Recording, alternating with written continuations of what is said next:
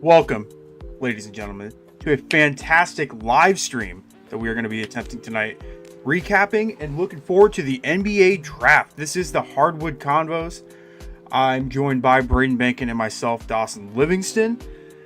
Took a couple weeks off from the Hardwood Combos. Obviously, a lot to cover, but the main reason we're hopping on tonight is the draft. I'm going to start every live stream, every episode by asking the fellas. Usually we have Brock and Hunter. Hunter will get to his reason for not being on the podcast tonight, but Brock had some family matters to attend to tonight, so he is off for the night. But Braden, how are you doing on this lovely Tuesday evening? Yeah, other two guys had their own business they had to take care of, so they had to call in the closer, bottom of the ninth. Yes, sir. Mason Miller here. Yeah, but feeling good. Feeling a little nervous. Like you said, we're doing this for the draft. The Bulls have pick 4 and 15, and I am terrified of. The last time we had pick 4, we drafted Patrick Williams. So, pardon me if I'm a little bit gun shy as to feeling confident about who we're about to pick. But different front office. So far, they've been killing it. They've made one move, and I'm pretty happy with it. New era for the Chicago Bulls. We're gonna start with, before this draft gets underway, there is some huge news that we need to address, and we appreciate everyone that's rolling in right now. Obviously, the news of the entire day today has been the official trade of Giannis Antetokounmpo to the Miami Heat of all teams. Giannis gets traded for Tyler Hero, Jaime Jaquez, Khalil Ware. I can't remember the other player involved, and I think 4 draft picks total, 3 first rounders and a second round. I don't know if it's a pick swap or an exact second round pick, but don't forget Bobby Portis is also going to Miami. Cannot forget that. But Braden, what are your thoughts on this blockbuster move? This has been in the works, it sounds like, for weeks now, and it finally came together 24 hours before the NBA draft. But what are your thoughts on this move? Yeah, I mean, I don't even follow the NBA like that crazy, but even I've been seeing like Giannis has been. It seems like he's been on the block, not necessarily on the block, but there's been talks about him getting traded for like 15 months now. Like this has gone on, I think, long enough. It finally came to a head here recently. Sounded like it was between the Celtics and the Heat, and the Bucks ended up liking that Heat package a little bit more. Gives them a little bit more of like a scatter shot plus future assets to be able to build post Giannis. But at the end of the day, there's not a trade package where you're going to trade like a top 2, if not top 1 greatest player in your franchise's history. That's never going to be fun to trade away as a fan. There's just nothing you can do about that that's going to feel good. No, and a lot of mixed emotions from like the NBA and Milwaukee fans right now. I know before me and you started, we had different opinions on this move. You thought Milwaukee got quite a haul for Giannis. I think they got 60 cents on the dollar personally, but regardless, the move has been made, and the official picks that are involved are unprotected first rounders in 2031, 2033, along with tonight's 13th overall pick and a pick swap in 2030, I believe, if I'm reading that right. But a lot of picks down the road that are 5+ years away, so not really anything too pressing right now for Miami. But Miami's title window is officially open. What are your thoughts on this from the Bucks side of things? We kind of touched on the Heat side, but what are your thoughts on the Bucks side of this? I mean, again, like you had a top 3 player in the NBA, and I don't think they even made the play-in. Granted, I mean, Giannis was hurt for a lot of the year. That's obviously going to do a number. Dealing with Doc Rivers as your head coach, as Hunter will tell you, is not a fun experience. Yeah, I mean, at the end of the day, something had to happen. You kind of just had to get rid of them. It sucks. But again, I think just getting these younger guys with potential. I mean, Harrow, you kind of already know who he is, and it sounds like they're going to be packaging him away somewhere else later. But like Khalil Ware has shown flashes. Jaime Jaquez probably should have been 6th man of the year, if we're being honest. Kasparas Yakutionis, I think is how you say that. You nailed it. There's You nailed it with confidence, if anything. Listen, I anybody who is familiar with my work either here or elsewhere knows that I might not know what I'm talking about, but I sound like I know what I'm talking about. So that's half the battle right That's there. the key in life.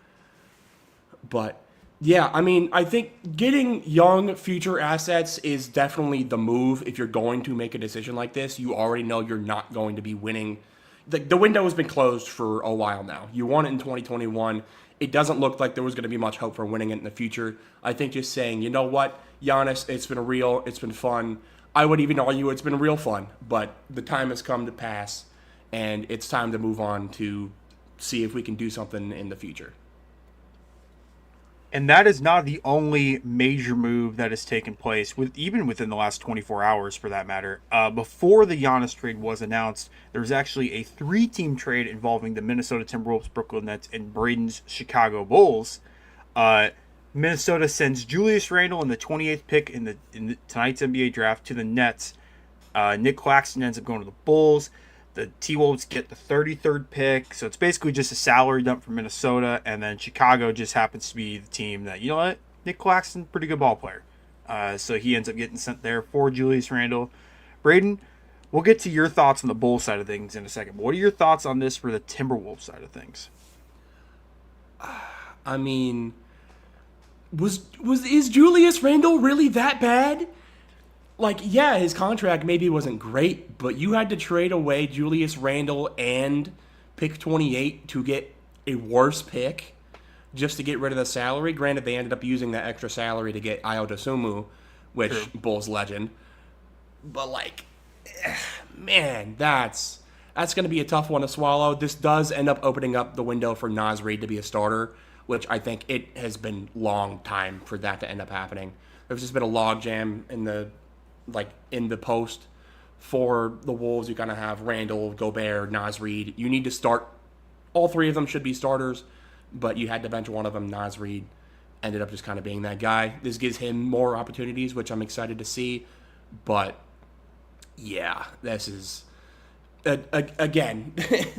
It's never fun to give up probably the best player in the trade as well as the best pick in the same package. That's never fun. No, and what's crazy is we're 10 days removed from the Knicks winning the title, and you look back on that trade, and basically the Timberwolves got Dante DiVincenzo in the tonight's 33rd pick in return. If you take it from a bird's eye view, super far back, that's basically what they just got for Karl-Anthony Towns, who he's not the greatest player in franchise history because you have Garnett and you have Anthony Edwards and guys like that, but a cornerstone of the Timberwolves franchise for 8+ years. So that's kind of funny. That trade was 3 years ago, 2 years ago. So it's crazy how fast things can change, both for the Timberwolves and the Knicks, for that matter. The Nets end up with Julius Randle, so the Nets just kind of hey, we're just gonna have these okay guys. They have Michael Porter Jr., Julius Randle now. I mean, this is just a funny team. What are your thoughts on the Nets side of this? You nailed it. This is a funny team. It just is. This is what they have. They had 5 first-round picks last year that they drafted 4 forwards and a guard, and now they have MPJ and Julius Randle hoops at the same time. This is gross, man. I don't know. This is one of those teams that I feel like you would find in a 2K rebuild in 2052, and it's just ew. Yeah. It just I don't like it, man. I don't like the fit. I mean, Claxton seemed like he wanted to be out of Brooklyn anyways, so I guess getting rid of him is not the worst case scenario. Obviously, they needed to get rid of the salary just to be able to take on Randall's contract. But yeah, this is gonna be a nasty team. Yeah, and we'll get to Brooklyn later in tonight's NBA draft. They have the 6th overall pick, but as Adam Silver just walked to the podium, the Wizards are now on the clock with their first overall selection in the 2026 draft. Braden, Who do you think Washington ends up going with? Do you think it's going to be Peterson, or do you think it's going to be DeMansta? I mean, I feel like they don't give Trae Young like a $50 million a year contract to then take another ball dominant guard. This feels like it kind of just has to be DeMonsta. I would say he's probably my 1A in this class. I don't know how much weight my opinion holds there, but I feel like for what they need, DeMonsta just makes the most sense. Yeah, that just feels like the pick for me. Yeah, and I think all the books think DeMonsta's pretty clearly going to be the first overall pick tonight.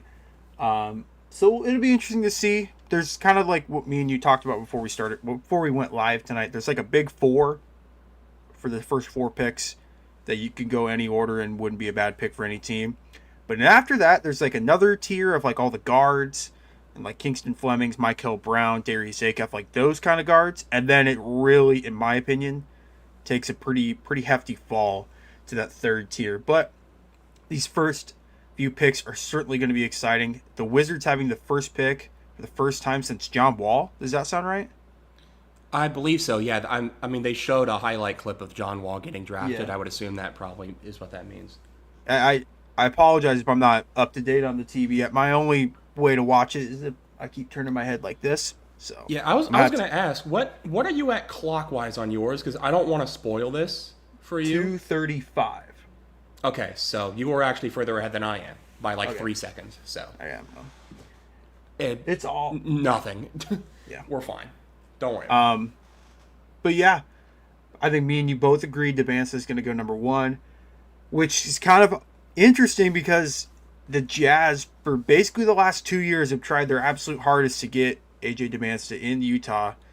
So maybe is Danny Ainge working on the phones right now, or is Washington just going to stick and pick? I think they're going to stick and pick, but you know that man Danny Ainge. Have to stick and pick. There is nothing that Utah could give Washington right now that would persuade them unless it's like 3 first round picks. And Marketing? It would, and marketing, maybe. Yeah. Even then, I feel like you just have to stick and pick as the pick has officially been in. Yeah. So it will not end up being a trade. They will stick and pick. Yeah. Man, wouldn't that be funny though? They just end up trading Markkinen and a gazillion picks, but obviously not the case. There's been a few times in NBA history the first picks have been traded on draft night, so who knows? The one I remember is, well, I guess I wasn't alive, but the one I always see is the Chris Webber for Anthony Hardaway back in the 90s. And the Magic got like 3 first rounders plus Penny Hardaway in that deal. But it doesn't sound like that's going to be the case tonight, as they're showing Boozer and now Peterson on the ESPN broadcast. But this is one of They've been this showing draft. DePasta for the last like 10 minutes. It's going to be AJ DePasta. Yeah. This draft is unique in the sense that there's like 4 guys you could argue could be a first pick in a lot of other years. Like, I think if any of these guys were eligible, was it 2 years ago when Ricochet went 1? That was going to be my question: is how many players in this class would be number 1 in the Ricochet Alexander Sarr draft? 5. Because I think you could make an argument that like Acuff could go number 1 in that draft. Man, I don't know. It's possible, but like they still had Trae Young at that point. I don't think they had fully given up on him yet. So I just feel like that'd be a little bit repetitive with Acuff and Young.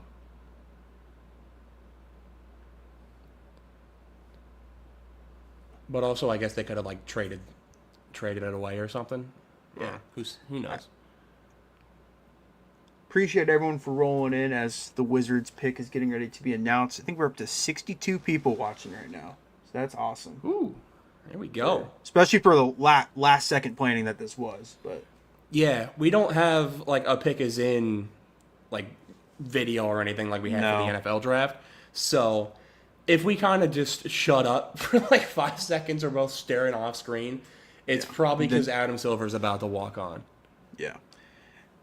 we do have the Bill Simmons woe for eventually when something bananas happens tonight. Yeah, when Josh Jefferson goes in the top 15, Yeah, get that nonsense out of here. his second team All American. All right, Mr. Silver. 2026 NBA draft. The Wizards select AJ DeBonsta. It is the Boston. Okay. All right. Instant thoughts, instant reaction to this pick of DeBonsta going to the Washington Wizards. Yeah, I mean this, like I kind of was saying earlier, this kind of just feels like what the pick has been for the past, I don't know, couple months now. This just feels like the best fit, the best player in my opinion. This is the Wizards not screwing it up, at least initially. Who knows down the line who ends up being the best players out of this class, but I would say right now DeBonsta probably is the 1A, and I think this is going to end up being a good pick for them. Yeah, I know during this past NBA season, me and Brock both shared the opinion that DeBonsta was probably the first pick. Hunter thinks Peterson, which, again, in any other draft, you could make the argument Peterson's could be the first pick. But I think it just came down to DeBonsta's he's an NBA-ready wing, and this team needs a wing that could defend and score at all three levels. Because now you have Trae Young, you have Trey Johnson from last draft, you have Alex Sarr, Bilal Coulibaly, whatever they're going to do with Anthony Davis, that's another huge question for the offseason. Is he going to stay? Is he going to get traded?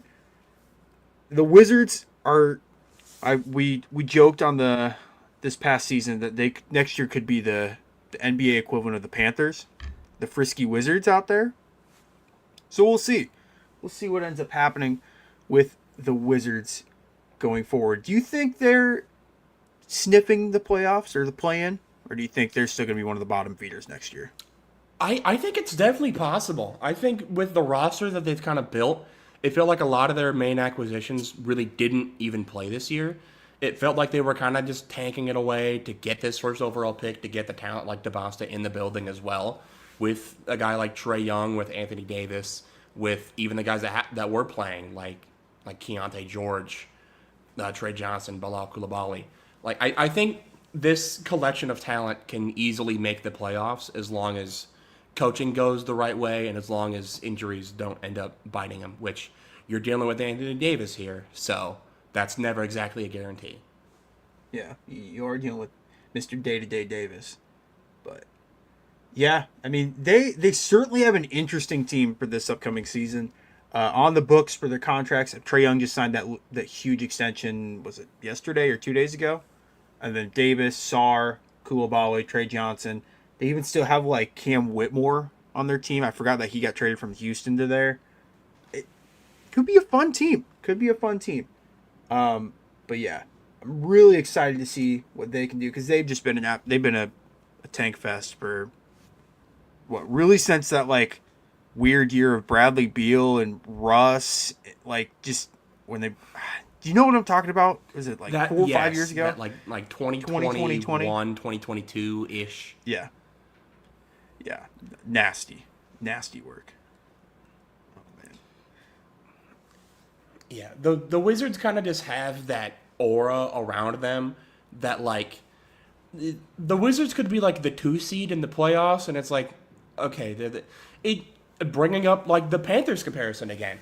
They're kind of one of those teams like they could be the best team in the like the best team in the league, but it's the Wizards, man. How serious are we actually going to take them? Yeah, I don't disagree.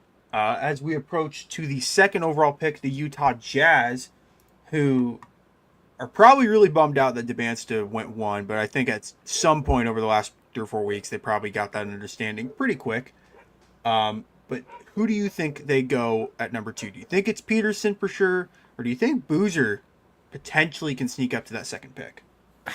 I mean, it kind of like the only way I could possibly see this being either like Boozer or Wilson is if they're moving, either trading Laurie or, I mean, I guess he ran a little bit of the 3 like a couple years ago, but I feel like, yeah, a 4 kind of just makes things a little too weird, even for the Jazz's standards. I feel like this kind of fit wise has to be Darren Peterson.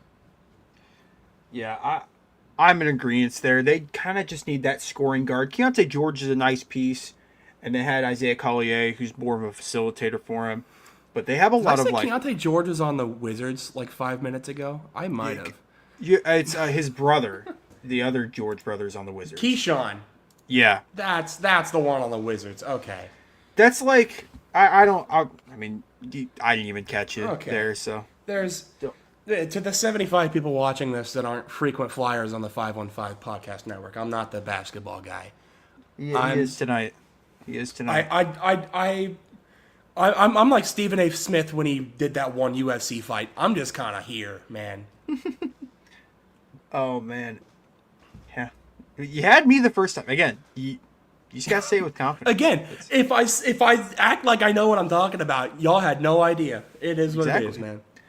man. But the Jazz have certainly a couple questions for this offseason. Walker Kessler seems like he's on his way out, so they kind of need center play. They have Jaren Jackson on the books, Lauri Markkanen, Ace Bailey, Keontae George, Cody Williams, Kyle Filipowski, Isaiah Collier. Like, those are just their main guys that are on contract next year, as Commissioner Silver is at the podium to announce the second overall pick. And it is Mr. Darren Peterson. Guard? They haven't listed as a guard. He's a 2 guard, but yeah. Braden, what are your thoughts on Darren Peterson getting selected to the Utah Jazz? I think I kind of said my piece with this leading up to the pick. It kind of just felt like the pick that made sense. Like you said, they are definitely a little bit mad that they didn't keep the BYU guy in the state of Utah, but I think the writing had been on the wall that he was the first overall pick for a while now. So they either were trading up or making peace with it. They didn't trade up, so they kind of just had to make peace, take the 1B in this class, which I think is Darren Peterson, and is a lot better fit than the other 2 guys in that big 4, I think, for what the Jazz need. Yeah, Peterson will now provide them scoring on the wing that they kind of desperately need. They have the front court play, especially now that they have Bailey, Markkanen, and Jaren Jackson. So curious to see how they're going to navigate that. And then what kind of haul do they get for Walker Kessler? How many, is it picks? Is it players? Who does he go to? I've seen the Lakers a lot. Pretty much any team that needs a center, he's been rumored to. So that'd be interesting to keep an eye out for in the offseason. But the Jazz make their official selection with Darren Peterson, guard from Kansas, going to the Jazz this fall. Up next is the Memphis Grizzlies with the 3rd pick. They are on the clock right now. I don't think a pick is in quite yet. So the Grizzlies have a lot of questions this offseason, which we'll get into a little bit before we announce their pick. Obviously, the saga of Ja Morant, or what has been the last 3 years of Ja Morant and the Grizzlies, just a tumultuous relationship over the last few years. Questions on him getting potentially traded this offseason. Where do you think the Grizzlies go with this pick? Is this a Cale Wilson spot? Is this Cameron Boozer? Where do you think they should go? I mean, yeah, it's one of the 2. I can't really say. It feels like the consensus says that this is probably Boozer. I think it's a matter of whatever this new coach front office really sees as whatever best fits their offense, defense, the whole thing. I'm used to talking about one side of the ball here, but I hate to give a non-committal answer, but it's one or the other. I feel like it's a 50-50 shot. If I had to lean one way, I think it's going to be Boozer. I don't disagree, but I have seen some stuff recently that could potentially be Wilson, but Boozer, I think, is the safer pick in my eyes, but I could see how people could talk themselves into Caleb Wilson. Caleb Wilson's pretty clearly the 4th best player in this class, but I think some people could have him a little bit higher or a little bit lower for that matter on their respective draft boards. But The Grizzlies have Ja Morant on their books, KCP, who just opted into his player option for this year, Santi Aldama, Brandon Clark, who tragically passed away. Was it about a month ago? We didn't really cover that on the Hardwood Convos, but Yeah, I don't remember the timeline, but yeah, yeah, not yeah, far from now. yeah. Ty Jerome, Taylor Hendricks, Zach Edey, and pretty good rookie last year in Cedric Coward. So we'll see. We'll see where the Grizzlies end up going with this selection as their pick is in at pick number 3. And Braden's team is next on the clock. I know we'll get to the Bulls in a second, but are you? I think I know where you're wanting the Grizzlies to go. Who do you hope the Bulls end up with right now? Whoever the Grizzlies don't go with, I think either Boozer would be cool because obviously his dad Carlos, Shout out. not most known for his time on the Bulls, but that's how I remember him. Was that drawn on entire head of hair? Nasty. Jaylen Brown could never, but yeah, that's for the storyline. Boozer to the Bulls would be awesome, but I think I feel like Boozer's going to be gone here at 3. If Caleb Wilson is not, then the direct pick. Yeah. The Bulls pick should be the quickest one so far because it really shouldn't be anybody else. Could it be? No. Sure. I've seen the Bulls do stupider things, but it should be Caleb Wilson, and if not, I will probably fall out of my chair. What if it's Bennett Sturts? I'm leaving. You're doing this yourself. Oh, I might call. I'm not signing back in. I will call you at pick 15 to give my analysis. You're doing the rest of these yourself. That's all. You know what? That would be funny. I don't know if I would be able to talk by myself for 2 hours, but that would be certainly funny. Not as hard as it looks, believe it or not. Yeah. But we will see. They're still chit-chatting. Isn't Boozer, doesn't Carlos work for the Jazz? Didn't I see something like that? I think so, yeah. Yeah, I'm pretty sure he does work for the Jazz. I'm sure that was a funny little time at work because he's like a head scout for them as well. I think I saw a tweet making fun of the situation as like imagine being like there's nothing he could say that the other guys would be like, yeah, we're gonna take Cameron Boozer over Darren Peterson as he ends up being the pick here at 3. But yeah, I'm sure it was a fun couple days in the office when he had to actually act like he was being serious. Yeah, you nailed it. Cameron Boozer is the pick at number 3 to the Memphis Grizzlies. Shout out our boy Schaefer Lando. I bet he's pretty pumped about this pick. Boozer's a pretty safe prospect. Obviously, he's got his father has the NBA pedigree. His brother Caden Boozer is not a bad ball player by any means, but not quite to the level of Cameron. A little height discrepancy between the two brothers. As I think Caden's like 6'3", 6'4", and Cameron is a giant. Cameron's going to play 6 foot power 10. forward or center. Yeah. What are your thoughts on Boozer being the pick here for the Grizzlies? Again, my brain is still kind of wired that's like Jaren Jackson is on the Grizzlies. I still have not fully processed that trade, even though that was like, at this point, 6 months ago, if not even longer than then. But no, they needed help in that front court, especially with, Brandon Clark ended up tragically passing away. They needed help there, trying to replace whatever that production he would have been given, as well as just in general they needed help there. I think he will fit in fairly well there. Yeah, I'm curious to see how the playing style of him and Edey is going to really work. That one's a little confusing to me. Yeah, I mean, neither of them are necessarily floor spacers really at all. No. Wilson really isn't either, but I think if I had to pick one to be more of a floor spacer, it probably would be Wilson over Boozer. Yeah. But I think at a certain point you kind of just have to go for overall rankings. over like scheme fits when you're looking at replacing as much talent as the Grizzlies kind of need to do right now. And if that's how you're going to play, then I think Boozer probably just makes the most sense for them. That's not Memphis's only pick tonight. They do have the 16th pick in this draft. Excuse me, I had to burp there. But the Chicago Bulls are on the clock, and now their pick is officially in. We're going to get a live reaction from a Chicago Bulls fan on who their selection is at number 4.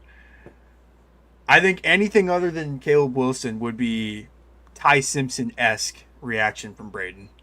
If it's anything but.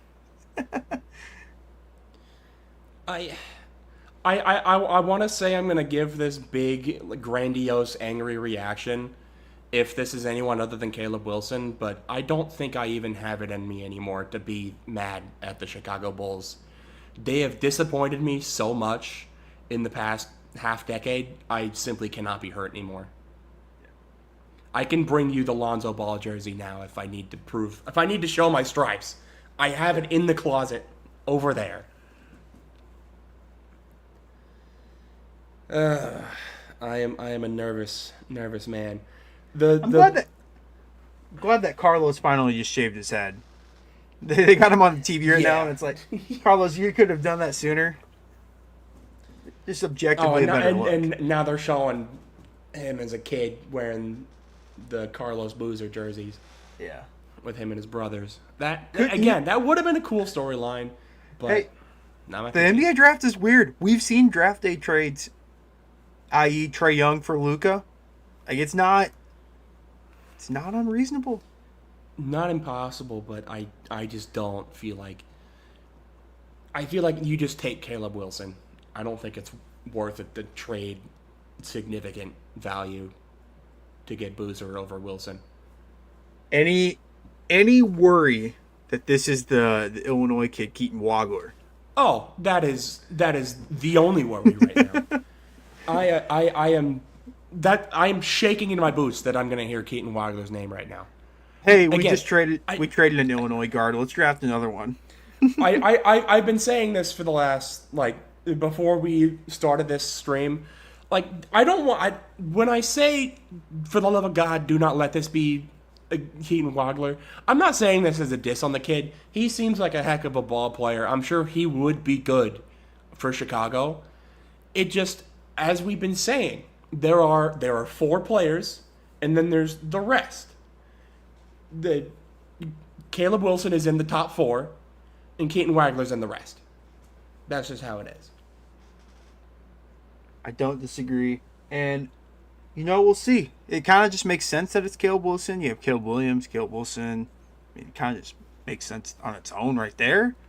Keep the Calebs in Chicago. But we will see. They're talking a lot to Cameron Boozer and Carlos Boozer. We've had a decent amount of success drafting out of UNC before with this Mike fella. Even Kobe White wasn't bad. Yeah. Hey, play-in legend Kobe White. Everyone remembers that play-in game against the Heat where they couldn't miss a 3 in the second half. Man, they're finally... Oh, here we go, Silver. With the 4th pick in the 2026 NBA draft, the Chicago Bulls select Caleb Wilson. All right, Braden can relax. He is free rolling the rest of the show. All right. We still have 15, but I'm a lot less worried about who we take at 15 than 4. Right. I don't disagree. We've kind of just mentioned in the last 10 minutes, but honest thoughts on Caleb Wilson officially becoming a Chicago Bull. Hey, welcome to Chicago, man. You're going to love it here. I mean, we have our center now with Nick Claxton. Caleb Wilson at the 4, Mataz at the 3. I would assume whoever we take at pick 15 is probably going to play the 2, Giddey at the 1. That's a solid foundation to build upon. I mean, that's a nice young roster. Sounds like you need a scoring guard. We do. Listen, I would not be mad if Bennett starts at 15. If that's what you're saying, I'm not mad at that at all. Cat's Your not cat mad is. at it either. I would not be mad at that. At 4, pissed. 15, cool. Man, we are up to 89 viewers right now.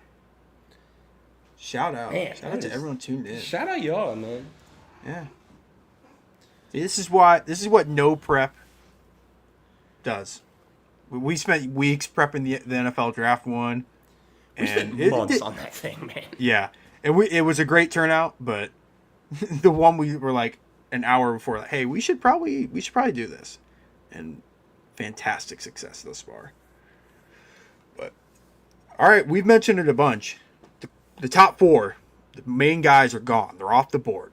The Clippers now sit at pick number 5. This pick was originally the Pacers pick that they sent in exchange for Ivica Zubac. So this should have been the Pacers pick in all honesty. But where do you think the Clippers potentially go at pick 5? Do you think it's Keaton Wagler? Do you think it's Acuff? Do you think it's really any of the guards, or do you think they take a chance on some of the forwards later down the board? I was hearing some like pre-draft interviews, maybe not pre-draft interviews, but something with Keaton Wagler that was like, I think he had an interview set up with the Nets or not the Nets, but maybe it was the Nets at 6. I thought it was a 7, maybe not. The Nets at pick 6. It sounded like he had interviewed at 4 and 5, and basically canceled on the Nets. So he seemed pretty confident he was going to go at either 4 or 5. Obviously didn't go at 4. 5 kind of just feels like it's going to be Keaton Wagler then. And if it is Keaton Wagler, they have a pairing now of Darius Garland, Keaton Wagler, Kawhi Leonard. Like, an interesting team for the Clippers. Now, the thing is, they have the big punishment looming over their franchise right now with whatever the NBA rules with the Kawhi Leonard stuff. So we'll see what comes with that.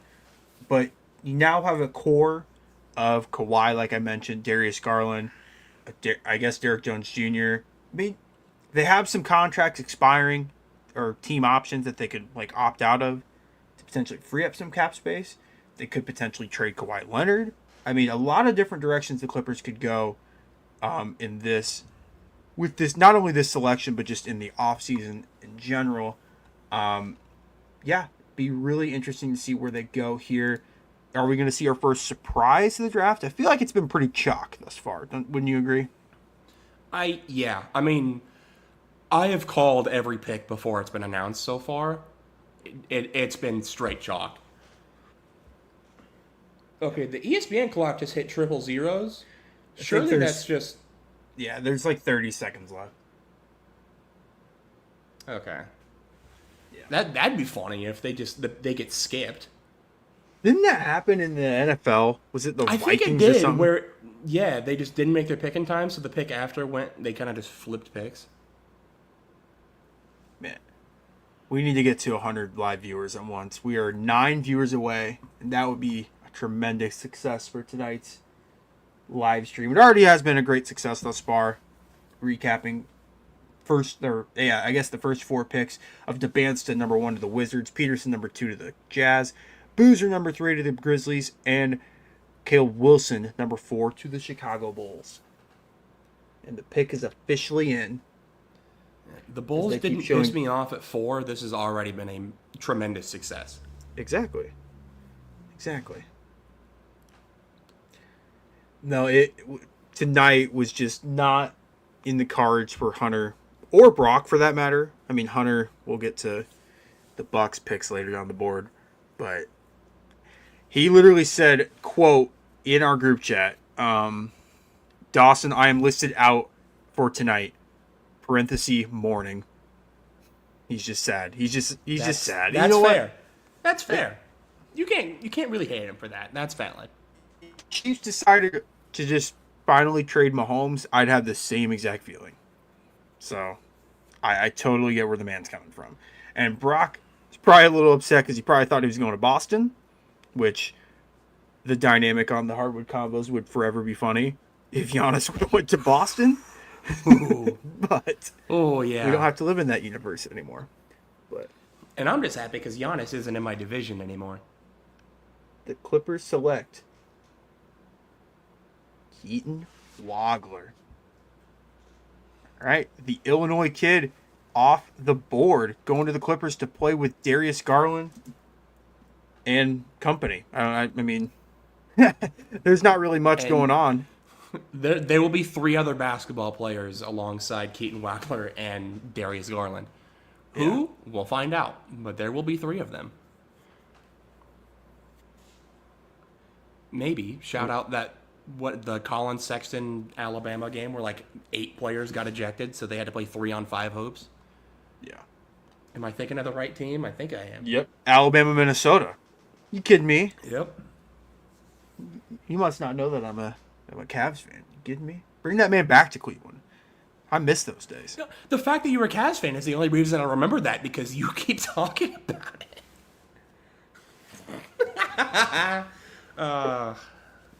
Never forget, man. Never forget. But yeah, the Clippers now have an explosive backcourt. 2 elite shooters now, 2 elite playmakers. Wagler ended up leading the Illini to the Final Four. An unbelievable season. Just a great player. He's super young. I think he's just turned 19. I could be wrong on that. I thought he just turned 19 years old. Let me fact check myself. I guess not. Illinois He's had a 19 lot and of a half. guys where it felt like they could have ended up declaring this year and easily been drafted tonight. But it's kind of just the scape of college athletics right now where you're seeing a lot more of these guys opt to take more years in college because they're going to make more money playing NCAA hoops than they And they're would gonna unless they're develop drafted in more. like the top 10. And they'll develop more. Those guys that are like fringe first round picks will potentially sneak into the lottery now. But Wagler averaged 18 points per game on 40% from 3, so that'll play in the NBA. You can shoot the 3 ball well, 40% or more. You're going to be a pretty good NBA ball player for a long time. Top 5 is officially in the books. It's crazy. I have the spot rack, like the live picks updated, and it has like the values of like annual contract for each selection.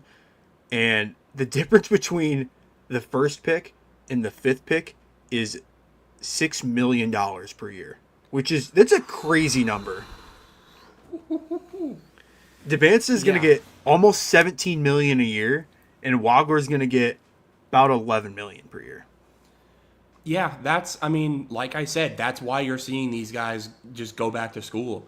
Because I think I saw the one that rings in my head because it affects my team was Milan Momcilovic ended up, was going to declare for the NBA draft, ended up going through the combine process, but ended up going back to Kentucky because the bag that they gave him, I think he's making, 7 or 8 mil for this senior season. He would have had to have been at least a top 10 pick to match the annual salary, which Yeah, he was not going I think to. it was he's going to make more than the 8th overall pick tonight. Yeah. Well, 8th is 8.3 million for this year. Well, 8th, okay, maybe not, like 9th, But 10th, something like that. but still, I mean, But we're in this ridiculous. He would have we're- been probably like 15 to 20 range, maybe. So, got way more money playing college ball than he would have had he declared tonight. Yeah. Now, crazy story for Wagler. I think he was like not an unrecruited kid, but he was like a 3-star, and all these other guys are like perennial 5 stars, and just had an unbelievable year at Illinois. And he's a little like on the skinnier side, so we'll see like how he like durability wise holds up in the NBA for a full 82 game season. But it makes the Clippers interesting, at least the backcourt anyway. Who knows what Kawhi or the rest of the team's going to do, but it makes them somewhat interesting, to say the least. As the Nets, is their pick in yet? Oh, it is now. The Brooklyn Nets are on the clock, and now the pick is in. I think we're just going to see a run on guards. Do you disagree? No, I mean, it seems like all these teams really need guards, and all the best players right now are guards, other than the center from Michigan. Yeah. Which sounds like It sounds like he might just go to Dallas just to go with Dusty May. Sounds like Lendenberg wants to go to Dallas at number 9. We'll see. It sounds like whoever the Mavs take is going to be from Michigan. That's what it sounds like anyway. Probably. But I've also heard that the Thunder really like Adimara, so we'll see if they make a move.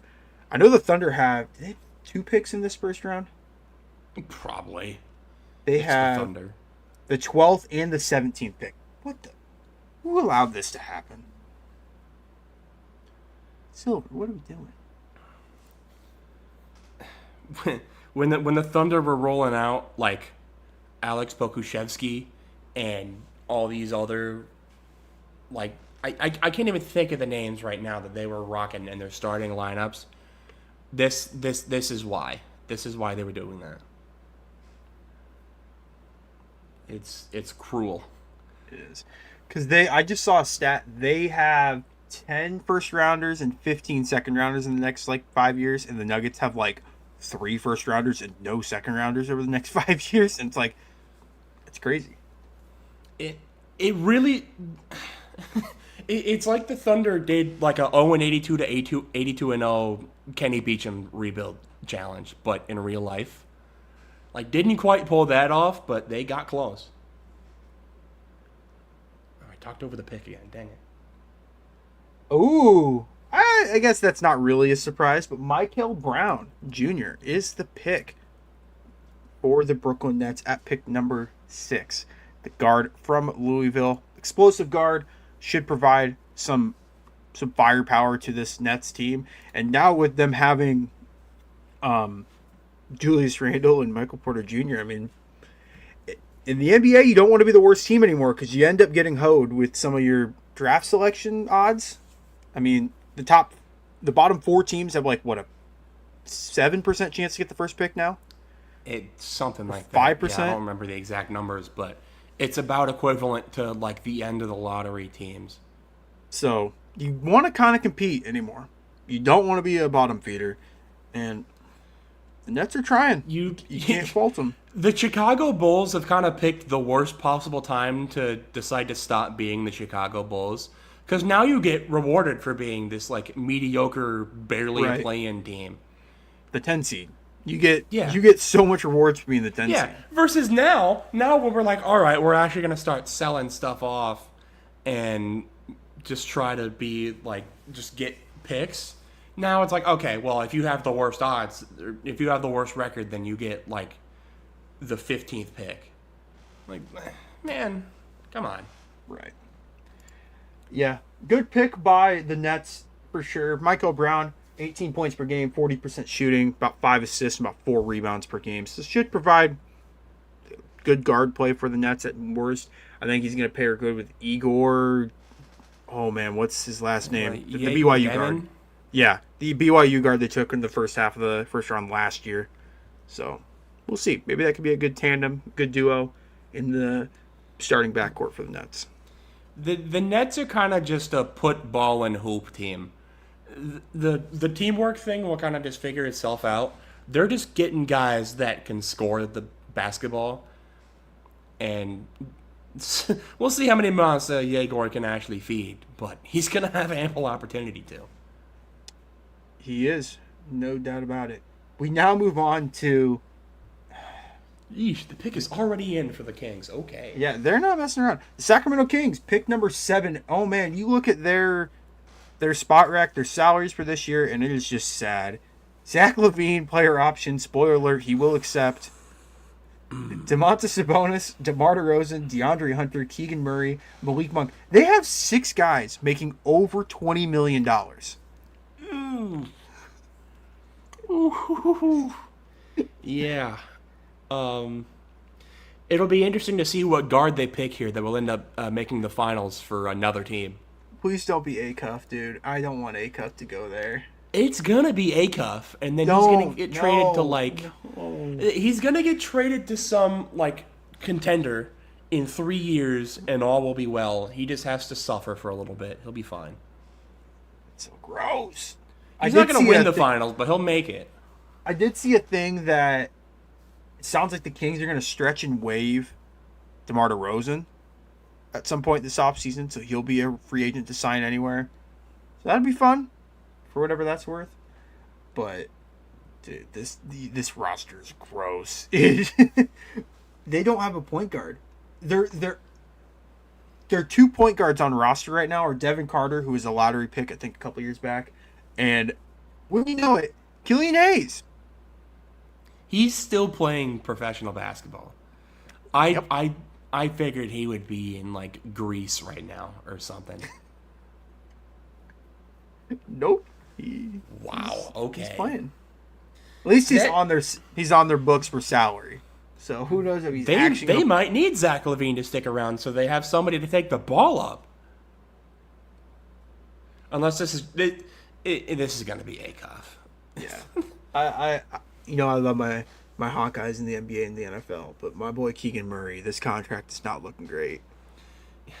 24 million, 26 million, 28 million, 30 million, 32 million over the next 5 years. He broke the 3-point record, is like the rookie 3-point record, and then has just done nothing. He has just stayed the same. You know, like how rookies are just like supposed to get better.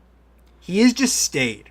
He like plateaued, and I hate saying that. He's a Hawkeye. Like the reverse archetype Ben Simmons, where Keegan Murray is really good at shooting threes and nothing else. Ben Simmons was like really good at everything but shooting threes or offense.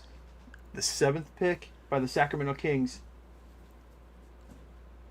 is, gosh darn it, Darius Acuff. It's Acuff. Makes me sad. That makes me really sad, actually. All right. What are your thoughts on Acuff going to the Sacramento Kings, Braden? Yeah, I mean, I think this is a sentiment that you share. I am not looking forward to watching his career be played with for the next, 5 years. But he will likely end up being traded away to a finals contender and end up at least making the finals. We'll end up having not much success in the finals, but hey, he'll make the finals. Whether that be, unfortunately, tearing his Achilles or just deciding to suit up for the other team, we'll find out. But hey, he'll make the finals. That's funny. Oh, man. I'm never a proponent for players to, tell teams not to draft him. But I would have been like, Sacramento, don't do this. Oh, man.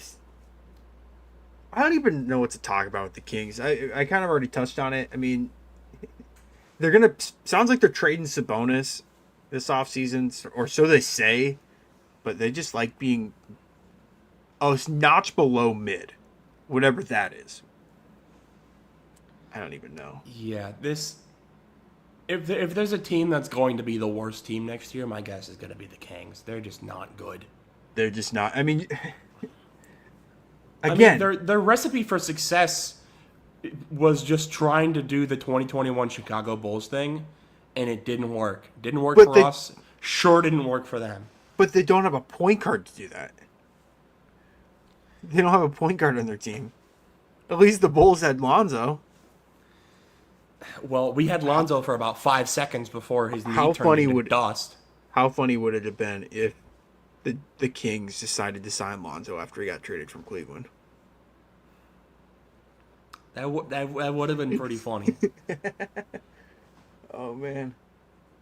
Wow, they have a graphic on the screen right now for ESPN. Players to lead the SEC in points per game and assists per game. It's Darius Acuff and Pete Maravich. Yeah, bit of a jump in stats between Acuff's 23.5 and 6.4 versus Pete Maravich averaging 44.5 points per game. 40 is nuts. I mean, you put anybody's numbers against Pistol Pete, it's not going to end well for him. Right. I don't disagree. Man, Hey, I hope for the best for Darius Acuff, but man, you're not starting your career off on a good note. I'll just say that. Not quite the same archetype, but that had shades of the the Magic Johnson, LeBron, Larry Bird, Thaddeus Young graphic. Yeah. Not quite the same thing, but you're stretching. ESPN graphic. Yeah. as we move on to the 8th pick in this draft, I will say the picks are moving by really fast. It is only 7. It's almost, I guess it's almost 8 o'clock, but it still feels like it's going pretty fast. But the Atlanta Hawks are now on the clock. Actually, I think the pick is already in, which is crazy. I like this. Let's keep, just like the NFL draft, let's keep it moving. But the Hawks are the first playoff team to make a selection tonight. They got bounced by the Knicks, who were the eventual champions in 6 games. They actually took the Knicks to the longest series they had the entire run, which is crazy. Won't lie. They actually just made a trade the other day, acquiring Aaron Wiggins from the Thunder, I think just for some second-round picks. So, should be a good depth piece for them. They have a pretty good roster. They have this pick via the Pelicans. Does that sound right? Because of the Derek Queen trade? Yeah. So they own this. This should be the Pelicans pick theoretically, but they have Jalen Johnson, Dyson Daniels, Jonathan Kuminga, CJ McCollum, who they just agreed to an extension with, and Onyeka Okongwu as their top guys on the salary books for next year. Where do you think Atlanta could potentially go at pick number 8? Do you think it's going to be Fleming's, the last great guard on the board, or do you think it's going to be one of the forwards, or could even be a center? I mean, I feel like they kind of already have forward not necessarily taken care of, but I think their forward spot is in a lot better spot than their guard spot. And I think Fleming's probably is BPA. I think it's either him or Mara, and I don't think they're going to take a center when they already have a Convos. Although very different styles of center. Mara's 7'2" versus Okongwu's 6'9". Mara's 7'3", 260. Yeah. Big boy. So if you're looking for some size, that would be a great option. But now I think this is probably Fleming's, if I had to guess. And then Mara will probably go at 9.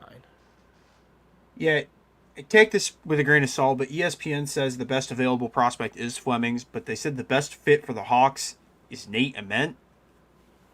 I don't know if I necessarily agree with that personally. Like I said, I don't think they need another forward. I think they really need to solidify that point guard position, because it kind of just feels like with what they're trying to do with Dyson Daniels at the point, like fitting a square peg into a triangle. It just doesn't work. It kind of does, but it kind of doesn't. And I think to really unleash Dyson Daniels, you really need to hone him in as a 2 guard, not necessarily for the scoring aspect, but so that way he doesn't have to handle the ball every single play, and so he can focus more on defense, which is his specialty. But I think the pick here has to be Fleming's, but we'll see. We really haven't had a whoa pick. I have my soundbite ready for when that eventually happens, but thus far, nothing yet. But just want to thank everyone for tuning in thus far. I think we are up to 90 viewers right now. So, yeah, it's stayed pretty consistent at that 90 spot for the last probably half an hour. Yeah, so we appreciate everyone.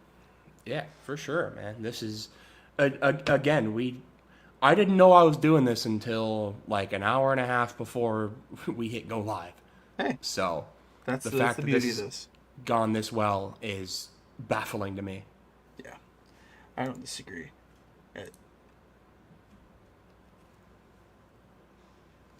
As we look here comes Baldy. Oh, here he is. The 9th pick, or the 8th pick, excuse me. The Atlanta Hawks select Kingston Flemings. Okay. Man, we haven't had a crazy pick thus far. I mean, not to take anything away from Kingston Flemings, but we haven't had a pick that has been worthy of the soundbite. I mean, but what are your thoughts on Kingston Flemings going to the Atlanta Hawks? Yeah, I mean, he's good talent. They need, like you said, they need to work on their guard spot. I think Dyson Daniels trying to play the point guard is just kind of not his position. Needs to be an off-ball, just attack defender, not a primary ball handler. So getting somebody else in the building other than CJ McCollum at what a right 36 years old is probably not a bad idea. Yeah, I mean, there's something to build with there in Atlanta. I think it'll be interesting to see how this goes for sure. Yeah, again, they were the first playoff team to make a selection tonight. Again, they had this pick via the Pelicans and that Derek Queen trade, which Derek Queen's a great player, but man, you hate to give up the 8th overall pick in the following draft, especially with how great this draft class has the potential to be. But the Hawks make a great selection in Kingston Flemings. And now, as we kind of mentioned, we're kind of on to that third tier of players. I mean, we had the big four of Peterson, DeBansta, Boozer, and Wilson. The second group was just mainly the guards in Wagler, Brown, A-Cup, and Flemings. And now we're on to the Addy Myers of the world, the Nate Aments of the world, the Yaxel Lendenberg of the world. Braden Burries is still out there, so that's another great guard option for someone. But with the recent news of the Mavericks hiring Dusty May, where do you think the Mavericks potentially go at this 9th overall pick? Yeah, I mean, it's might be kind of a cheap shot to say this is going to be a Michigan guy, but yeah, this is probably either Adimara or Yaxel Lendenberg. I think both of those are probably decent fits. Lendenberg maybe a little bit less because you kind of already have that like scoring forward with Cooper Flagg. But I mean, you also still have Derek Lively, so I don't know if they necessarily need a center either. I feel Not like only do their they have best Lively, spot here but they probably- also have Gafford as well. They do have Gafford. I forgot about that. But I mean, both of those guys. I mean, how tall is Lively? He's like 6'10", 6'11", maybe. Like not necessarily small, but not exactly the biggest body on the court. Let's see. So maybe if they're looking for like a big body center, Mara's not a bad option here. But I think if any other head coach had been announced other than Dusty May, I think they probably were really looking for one of those like the tier 2 guards to end up falling to them, because I feel like that would be more of like on point with what they need. But it just didn't happen. Yep, as the pick is already in, which is, again, I like that it's fast-paced tonight. Just like the NFL draft. I like that they sped this up because it used to be like a 5-hour process or a 4-hour process. And now that they've kind of broken that up with the second round being tomorrow night, which, I'm going to be honest, I don't think we're going to do a live stream for the second round. But hey, No. you never know. You never know. I'm already going to be grasping at straws here pretty much after pick 15. If you had to drag me out here and be like, hey, give me some sound bites for the second round, like dog. You don't want to be on pins and needles seeing where Taman Lipsey's going to get selected. I will find that out like every other sane human being, and it will be via an ESPN notification. Yeah. That will suffice for me. Yeah, they're talking about Dusty May right now and just his journey as a coach and how he went from Florida Atlantic, took them to the Final Four, and within 2 years took Michigan to be a national champion. It is odd that both times Michigan's won the whole thing in their respective sports, their coach immediately leaves. With May going to the Mavericks and Harbaugh going to the Chargers. I find that odd. May, I think, is a lot more surprising than Harbaugh. I feel like the writing was on the wall that Harbaugh wanted to be an NFL head coach the whole time. Michigan was kind of just the closest thing to a stepping stone that he had to return back to the NFL ranks. May, I don't know, maybe I just don't know him as well because obviously, I mean, Harbaugh was the coach like when I first got into sports in general, more specifically football, obviously, Harbaugh was the head coach of the Niners. So I kind of got to know like how he acts, who he is. So it kind of he was always more of an NFL guy. May, I didn't really see as an NBA guy, but I guess we'll see how that ends up going. The 9th pick is in. The Dallas Mavericks select a Michigan man, but not the Michigan man we were going to say. Ooh. All right, let me give me one sec. I mean, if we had to give you a this is probably as close as we've had so far to one of these. Did it even play the clip? I don't know if there we go. Close enough. There we That's, go. I mean, Hey, yeah, I think that's probably our first. If you had to say a reach, that's probably the closest one that we've had yet.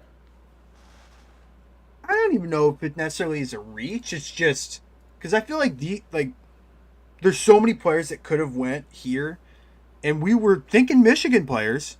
Just Morris Johnson was just not someone that was really on my radar for this pick. I don't know, but it makes more sense when you think about it because they already have Gafford, they already have Lively. Mara's kind of repetitive with the center position. Lindenberg kind of takes away from Cooper Flag. I mean, when you think about it more and more, Morris Johnson kind of makes sense, but certainly a surprising pick, to say the least. Yeah, not really a name that I had familiarized myself with. So, again, maybe this is just a bad case of I'm not the basketball guy, but I did not see this one coming. No, great ball player for Michigan. I think he was at Illinois last year and then ended up transferring to Michigan for this season. Obviously, like we mentioned a couple times, Michigan won the whole thing last year, and they're probably going to have at least three picks tonight, with the assumption that Lundenberg and Mara are going to go off the board relatively soon. But Dallas goes Michigan man, but not the man we were thinking in Morris Johnson Jr., the forward out of Michigan. And with the 10th pick, the Bucks are now on the clock, and poor Hunter Rose, just not a great 24 hours for him as a Bucks fan. With the news of Giannis getting traded, this pick becomes even more important as this signals the start of a rebuild. Maybe not rebuild per se, but a reset for sure. Where do you think Milwaukee potentially goes with this 10th overall pick? I mean, yeah, I don't really know. Miles Turner has not really turned out how I feel like Bucks fans wanted him to turn out. So I wouldn't be surprised if they want to get another body in there with Mara. But okay, I guess I'm doing this myself now. I'm trying to remember names here. There were basically everybody else that I kind of floated up with the Mavericks, I would say are still kind of an option here for Milwaukee. As far as positions, I mean, it kind of depends on what. If they end up going with the guard here, that kind of solidifies, yeah, Tyler Herro's not sticking around, which I think we kind of already knew. But, yeah, I don't know. You know what? Let me just help myself out here for a second. Let me just pull up an ESPN big board so that way I'm not just trying to just pull names out of just nowhere. Let's see. Yeah, Nate Amat's not a bad call if you want to go for like a direct, okay, we just lost Giannis. Let me get somebody to fill that spot. Amat's not a bad call. Yeah, I mean, Mara, like I said, Braden Burries, Yaxel Lendenberg. Yeah, I'd say any of those four guys seem like options, pretty good options here. Apologies for that. Duty calls. Should All not good. have drank a full Diet Dew and a water before I started this. So, my bad on that. We figured it out. We made it through. I made the executive decision. I'm going to pull up the ESPN big board on my phone because I mean, that's what I have right now. Yeah. Surprised we haven't got any trades? Or do you think not? I mean, I kept saying stuff that we were going to have some trades tonight, but I guess nothing yet. We kind of heard the same thing with the NFL draft, and then it didn't really seem like there were a ton of. We ended up having the Chiefs trading up to like 6, but most if not all, the trades were in the back half of the first round. So we'll see. All right, is the hold on? Why is my ESPN tweaking? Oh, I don't know what it's doing. Again, the Giannis trade technically isn't official So while the Bucks should have the 13th pick, they don't. So Miami is just kind of selecting it for them. So just we'll keep that in mind later in tonight's draft when the Miami Heat eventually do make a pick. But we have to remember that that pick will be going to Yeah, Milwaukee at some point. it's the When same the thing league as year's like official. when Luca came out in a Hawks hat. It's the same Yeah. thing. Which I don't know why they can't fix that. I understand that the league year hasn't started and like more teams could potentially be in the Giannis trade. But I don't know. It seems a little silly. I'll just say that. Yeah, I mean, I definitely see that, and I agree. Definitely, at least for like the common man's sake, seeing the pick that everybody knows is Milwaukee's right now being announced as Miami's is definitely a little bit silly. But and forgive me, I'm gonna tie this back to the NFL. We just saw a trade get yoinked before the league year It's true. officially started with the Max Crosby trade. We all just kind of assumed Oh that man. the Ravens were going to end up getting that Raiders pick, and it Could just you didn't imagine? happen. Could you imagine if Giannis had to be like, "Hey guys, I'm back. Hey, I liked playing with you guys, and now I don't get to go to Miami and be in South Beach. I get to go back to Milwaukee. Yeah, Yippee!" I realized that I really miss Thanasis, so I would All right. rather live in Milwaukee than With the Miami. 10th pick, the Milwaukee Bucks select Braden Burries. Burries. All right. Okay. I like that pick. I'm not going to lie. Burries was the standout guard for the Arizona Wildcats, who went to the Final Four, losing to the Wolverines in that round. Braden, what are your thoughts on Braden Burries going to the Milwaukee Bucks? Yeah, I mean, it, he's a good player. I think he will end up panning out very well in Milwaukee as they kind of begin their life without Giannis. I I I, I could see a world where Braden Burries and Tyler Hero are on the court at the same time, but it kind of just seems like this pick. I kind of said this when you were out doing what you had to do, but I feel like if they are going to take a scoring guard with this pick, Tyler Hero's not sticking around. And that kind of already was the sentiment, but this is like if there was any doubt that Hero will not be playing for the Bucks this year, I think this pretty much is as close to confirmation to that's not happening as you're going to get. Yeah, and like I said earlier, the Giannis trade isn't official yet, and there's talks about more teams potentially joining the trade. I know the Pistons really expressed interest with Tyler Hero at one point, so maybe he gets routed to Detroit or something along those lines. But yeah, I don't disagree with your take at all. I think with Milwaukee going with this pick, it kind of just signals that they're moving on from Hero, even though he's not even technically a Buck yet, but kind of just feels like he's going to be rerouted somewhere, whether that is Detroit or another team. Remains to be seen, but Milwaukee goes with the guard from Arizona.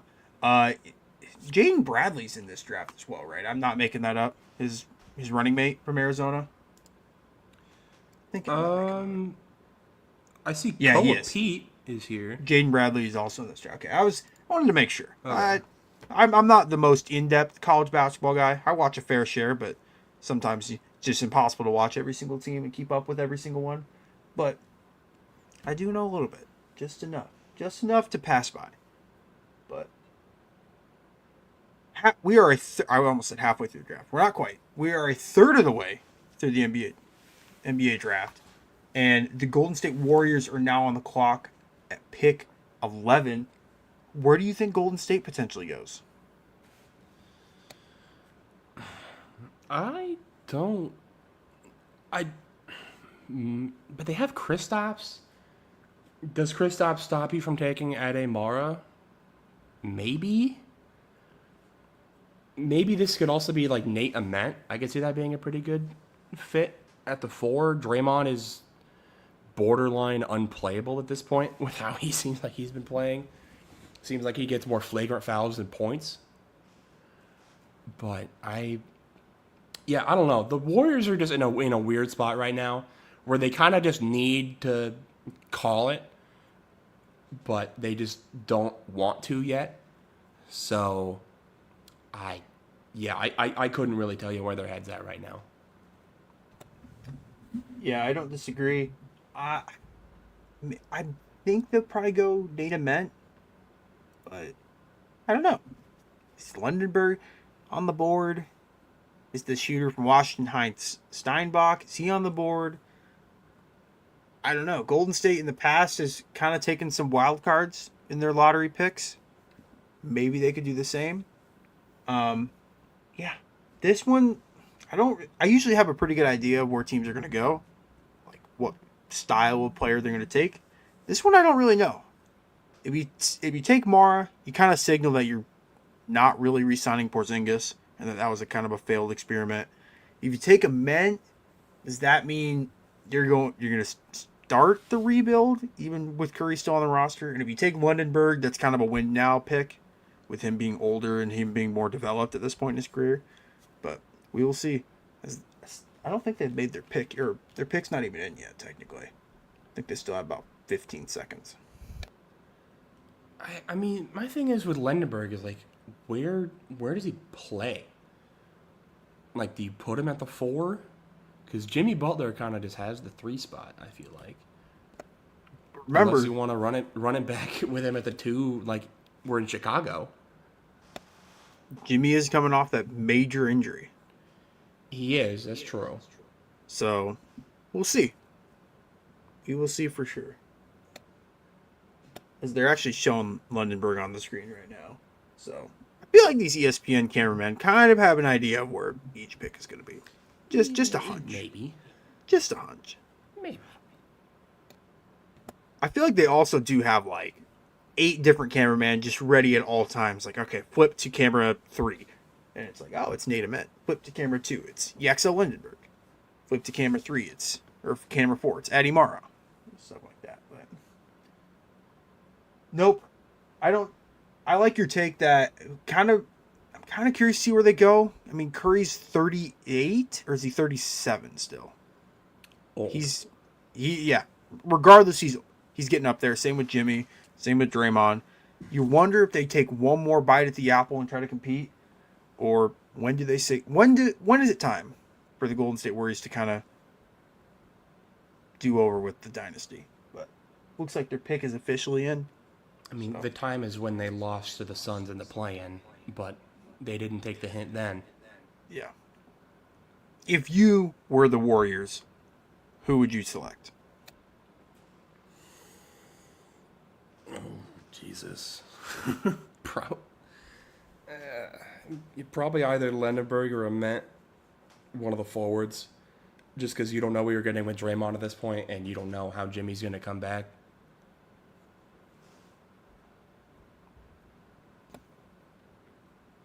I don't disagree with that logic. I don't disagree. While we kind of have a second to like before the next pick is announced, thus far through 10 picks in the draft, we're a third of the way through.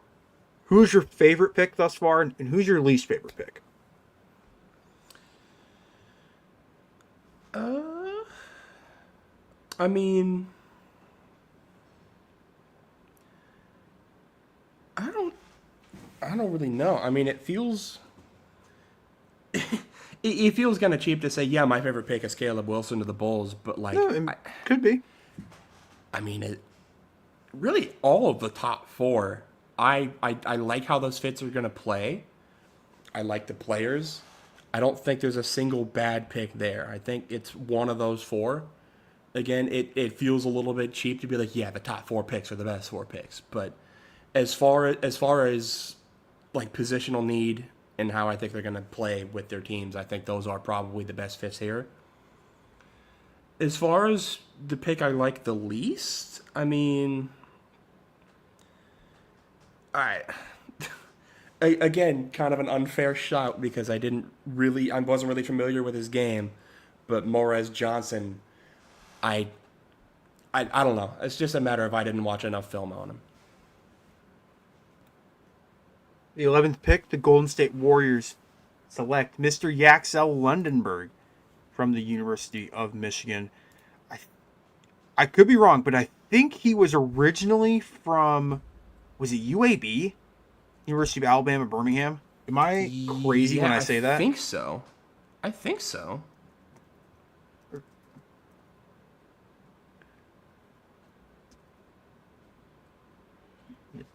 Mr. Lundenborg is the pick there at number 11. So does that signal to the rest of the league that the Warriors are still trying to compete? Still trying to win now? Because he is a more developed prospect. I think he's going to enter the league at 23 years old, which certainly one of the older prospects in this draft, but a ready to play NBA forward that potentially could take that starting spot until Jimmy Butler eventually comes back from that injury. What would you grade the pick if you had to give it a letter grade? I mean, I give it like a B, maybe a B minus. Okay. I mean, Okay.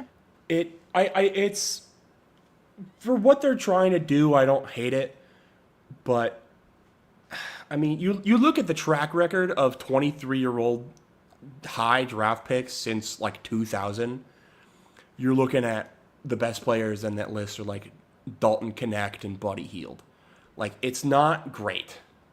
And Dalton Connect doesn't even play anymore in the No. Lakers. He No, played but for he like looked solid half, there for like half of his he rookie looked year, sol- and then he looked solid once there he his got rookie year. once he got sent back from Mark Williams, he just Yeah. JJ Redick just sent him to the ether. He just didn't get to play anymore, like at all. Yeah. So Like, it's bad when he doesn't even check in for like garbage time sometimes. Like, yeah. no, like they're putting in names that you haven't heard of, and Dalton Connect is sitting there catching dust. Who? Oh man, yep. They're showing his UAB highlights. The transfer portal's crazy, man. I mean, again, the guy was just at University of Alabama, Birmingham, literally a year ago, and decides to enter the portal. Goes to Michigan, has a standout year. They win the title. Oh man, stop showing highlights against my Hawkeyes. We don't need to be doing that. That makes me sad. That makes me mad. But nope, I don't it's necessarily crazy. like thinking of UAB's basketball program either. So Yeah, I guess that's fair. But if there's one good thing that's come out of the transfer portal, I think, is it allows like these fringe first round, second round guys to stay in college, earn some more money for not only themselves, but like develop more as a player. So I think that part's kind of cool.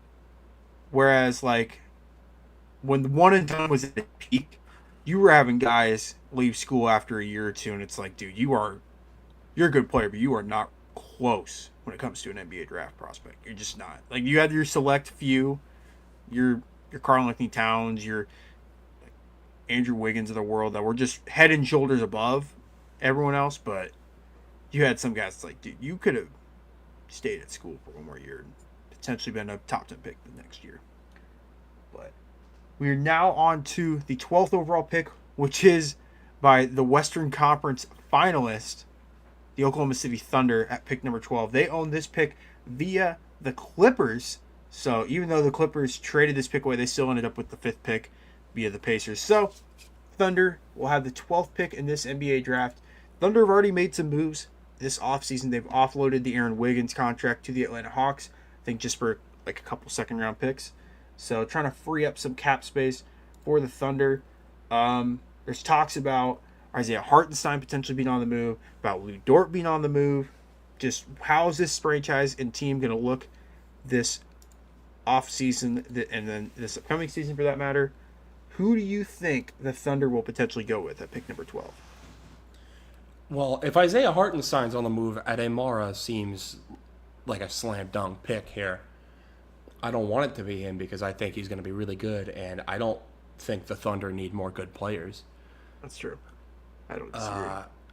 But I mean, looking at the rest of the board, it just feels like it kind of just has to be Ademara. Yeah. I mean, there's a lot of other good options here, but that just feels like yeah, this is the pick. No love for Bennett Sturts. Pick 12. At 12 is a little a little rich considering the talent on the board. I'm But just I kidding. mean, I don't know. Again, now we're getting into the point in the draft where some teams will have a player as like their 10th best player in the draft, and that same player could be the 25th best player on other teams' boards. So like, yeah, like last year, like before we started recording, we both remember the fact that Yang Hansen went from like a second round pick on like everyone's board. So it was like, hey, he was the 15th pick in the draft. The Blazers were like, yep, we're gonna take him. So at this point in the draft, it can get a little crazy. So we'll see how the next 19, I guess 18 picks unfold um, in this first round of the NBA draft. But I want to thank again to the everyone tuning in and watching and supporting. Um, just want to thank you so much. Make sure not only to watch the rest of this one, watch the Between the Hashes show that will eventually will post more episodes when football season gets closer. I know there's a new college football show that's in the works right now, and obviously we'll have some NBA content over the off season. Especially, we hate to say it, hate beating a dead horse, but we will need to get Hunter Rose's reaction to the blockbuster move of Giannis Antetokounmpo to Miami at some point in this offseason, but we will let him mourn for one more week. But no, very successful start to this live stream, I would say. Wouldn't you agree? Oh, absolutely. I mean, we were at 95, 94. Yeah. This has gone very well. Dawson, he gave his thanks. I want to give mine as well. This is there's again. I said this for the NFL draft. It's the same for this. There are a lot of other places, a lot of people giving their reactions to the draft right now. Heck, you could just watch the ESPN draft.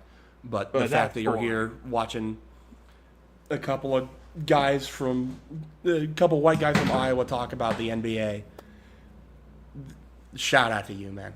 Shout out.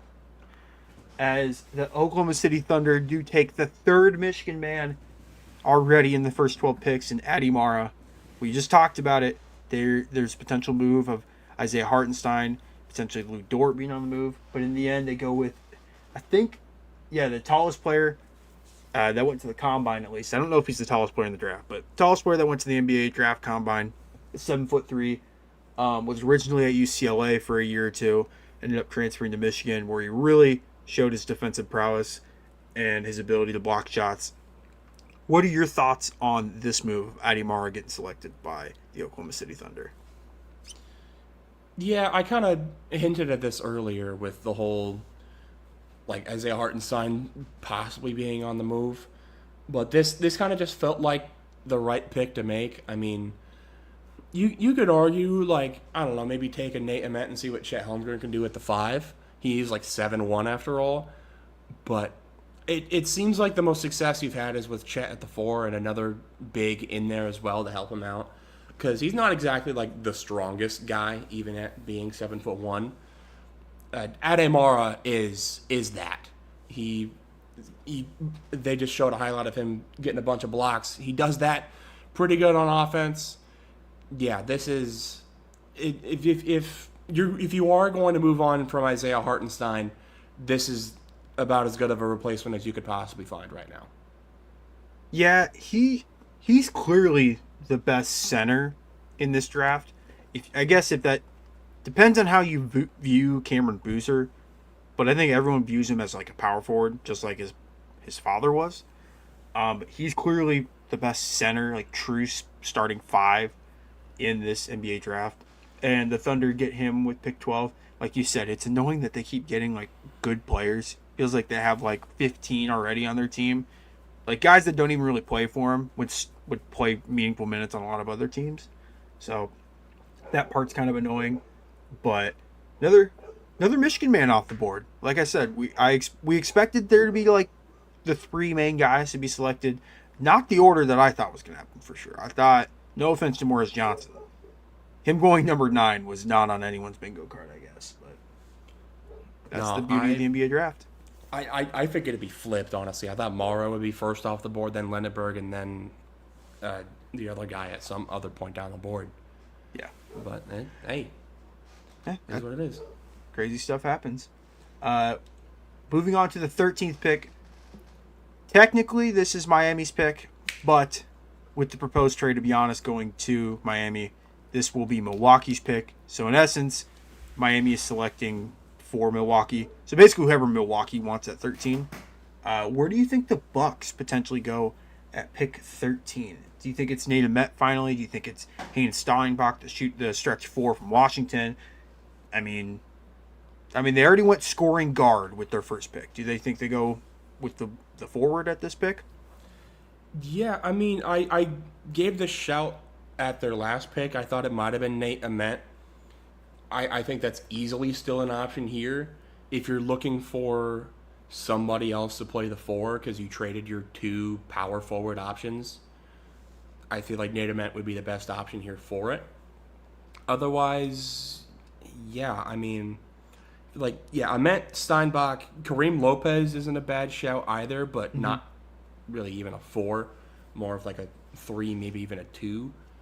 But yeah, I think it probably is either Ament or Steinbach, whether they want to try to recoup Giannis-esque or just kind of redefine how they want their 4 to play.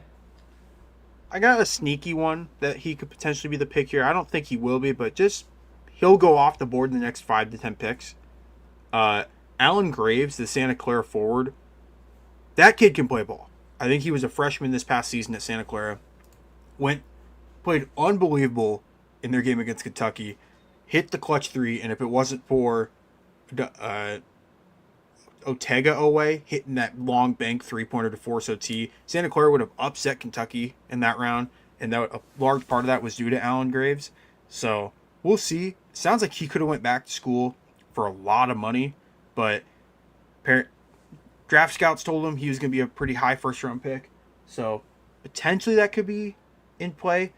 He probably profiles to be a 3 more than a 4, as he's only 225. But you never know. You never know how these prospects could pan out. But I definitely agree with you. Forward is probably the pick here. I don't even know the next center really. I mean, is it the UNC center? Probably not. Is it the UConn center? Terrace Reed Jr.? Probably not.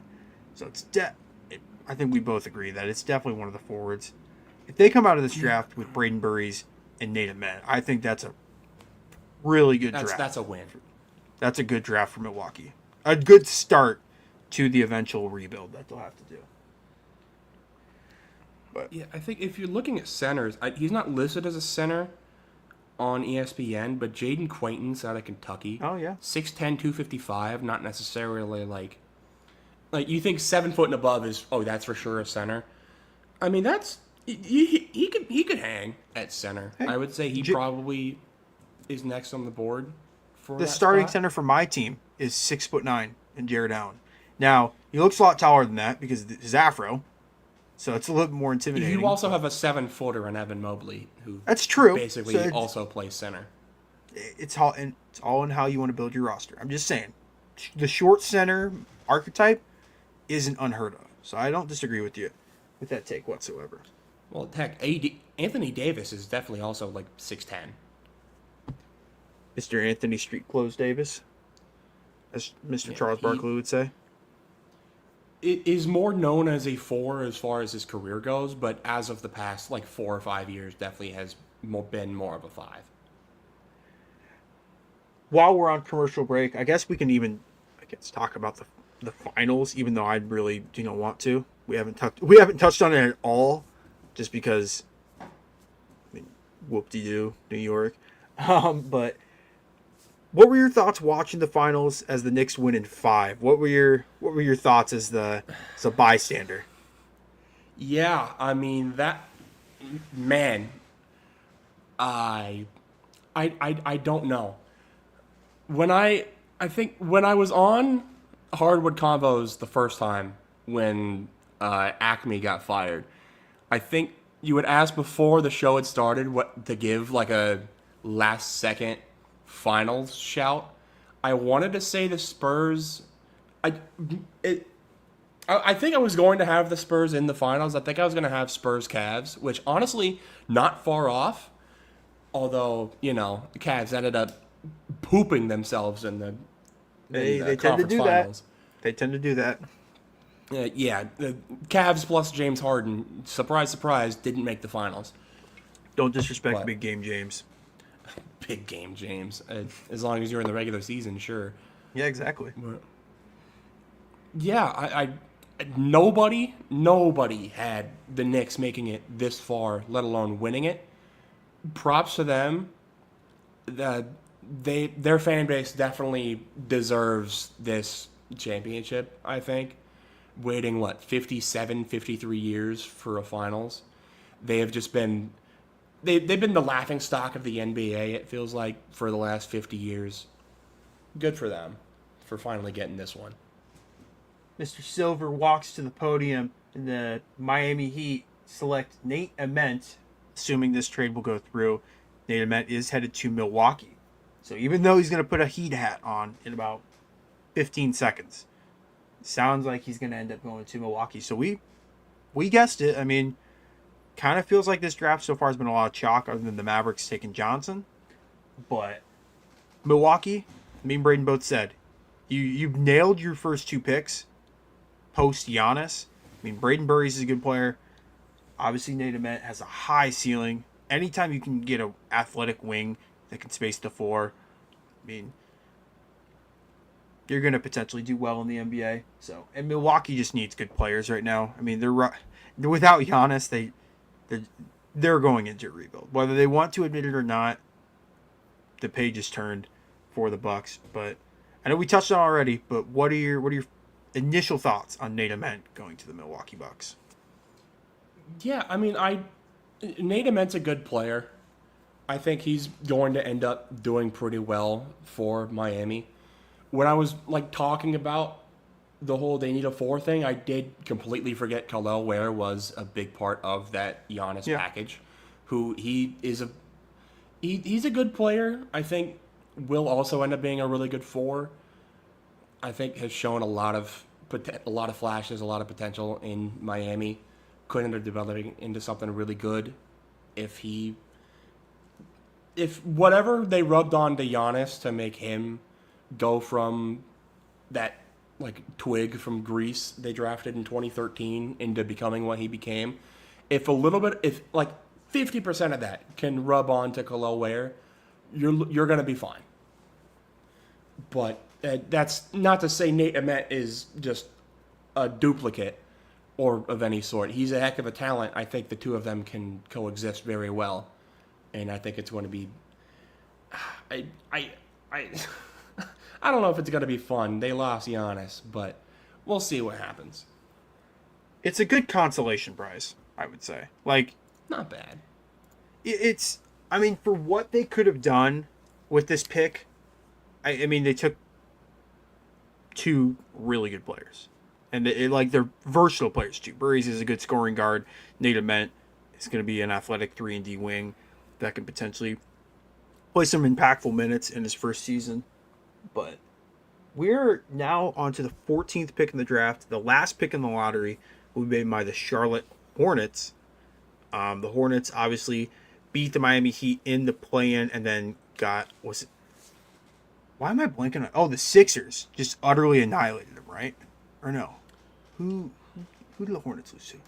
Why am I blanking? Why do I not know ball right now? I know. This is gonna irritate me until I figure this out. I don't know. They lost in the play-in. They got smoked by the Magic. The Magic. Okay, that's right. And then the Magic were up 3-1 against the Pistons. The playoffs have been so far removed from my mind that I completely forgot about this. So I apologize to all the Hornets fans out there. But last year they selected Concanupple. The year before was the kid out of France. Where do you think the Hornets potentially go with this pick? ESPN says the best available prospect for them is Haynes Steinbach, and then the best fit is Kareem Lopez, the forward out of Mexico. Where do you think would be the best pick?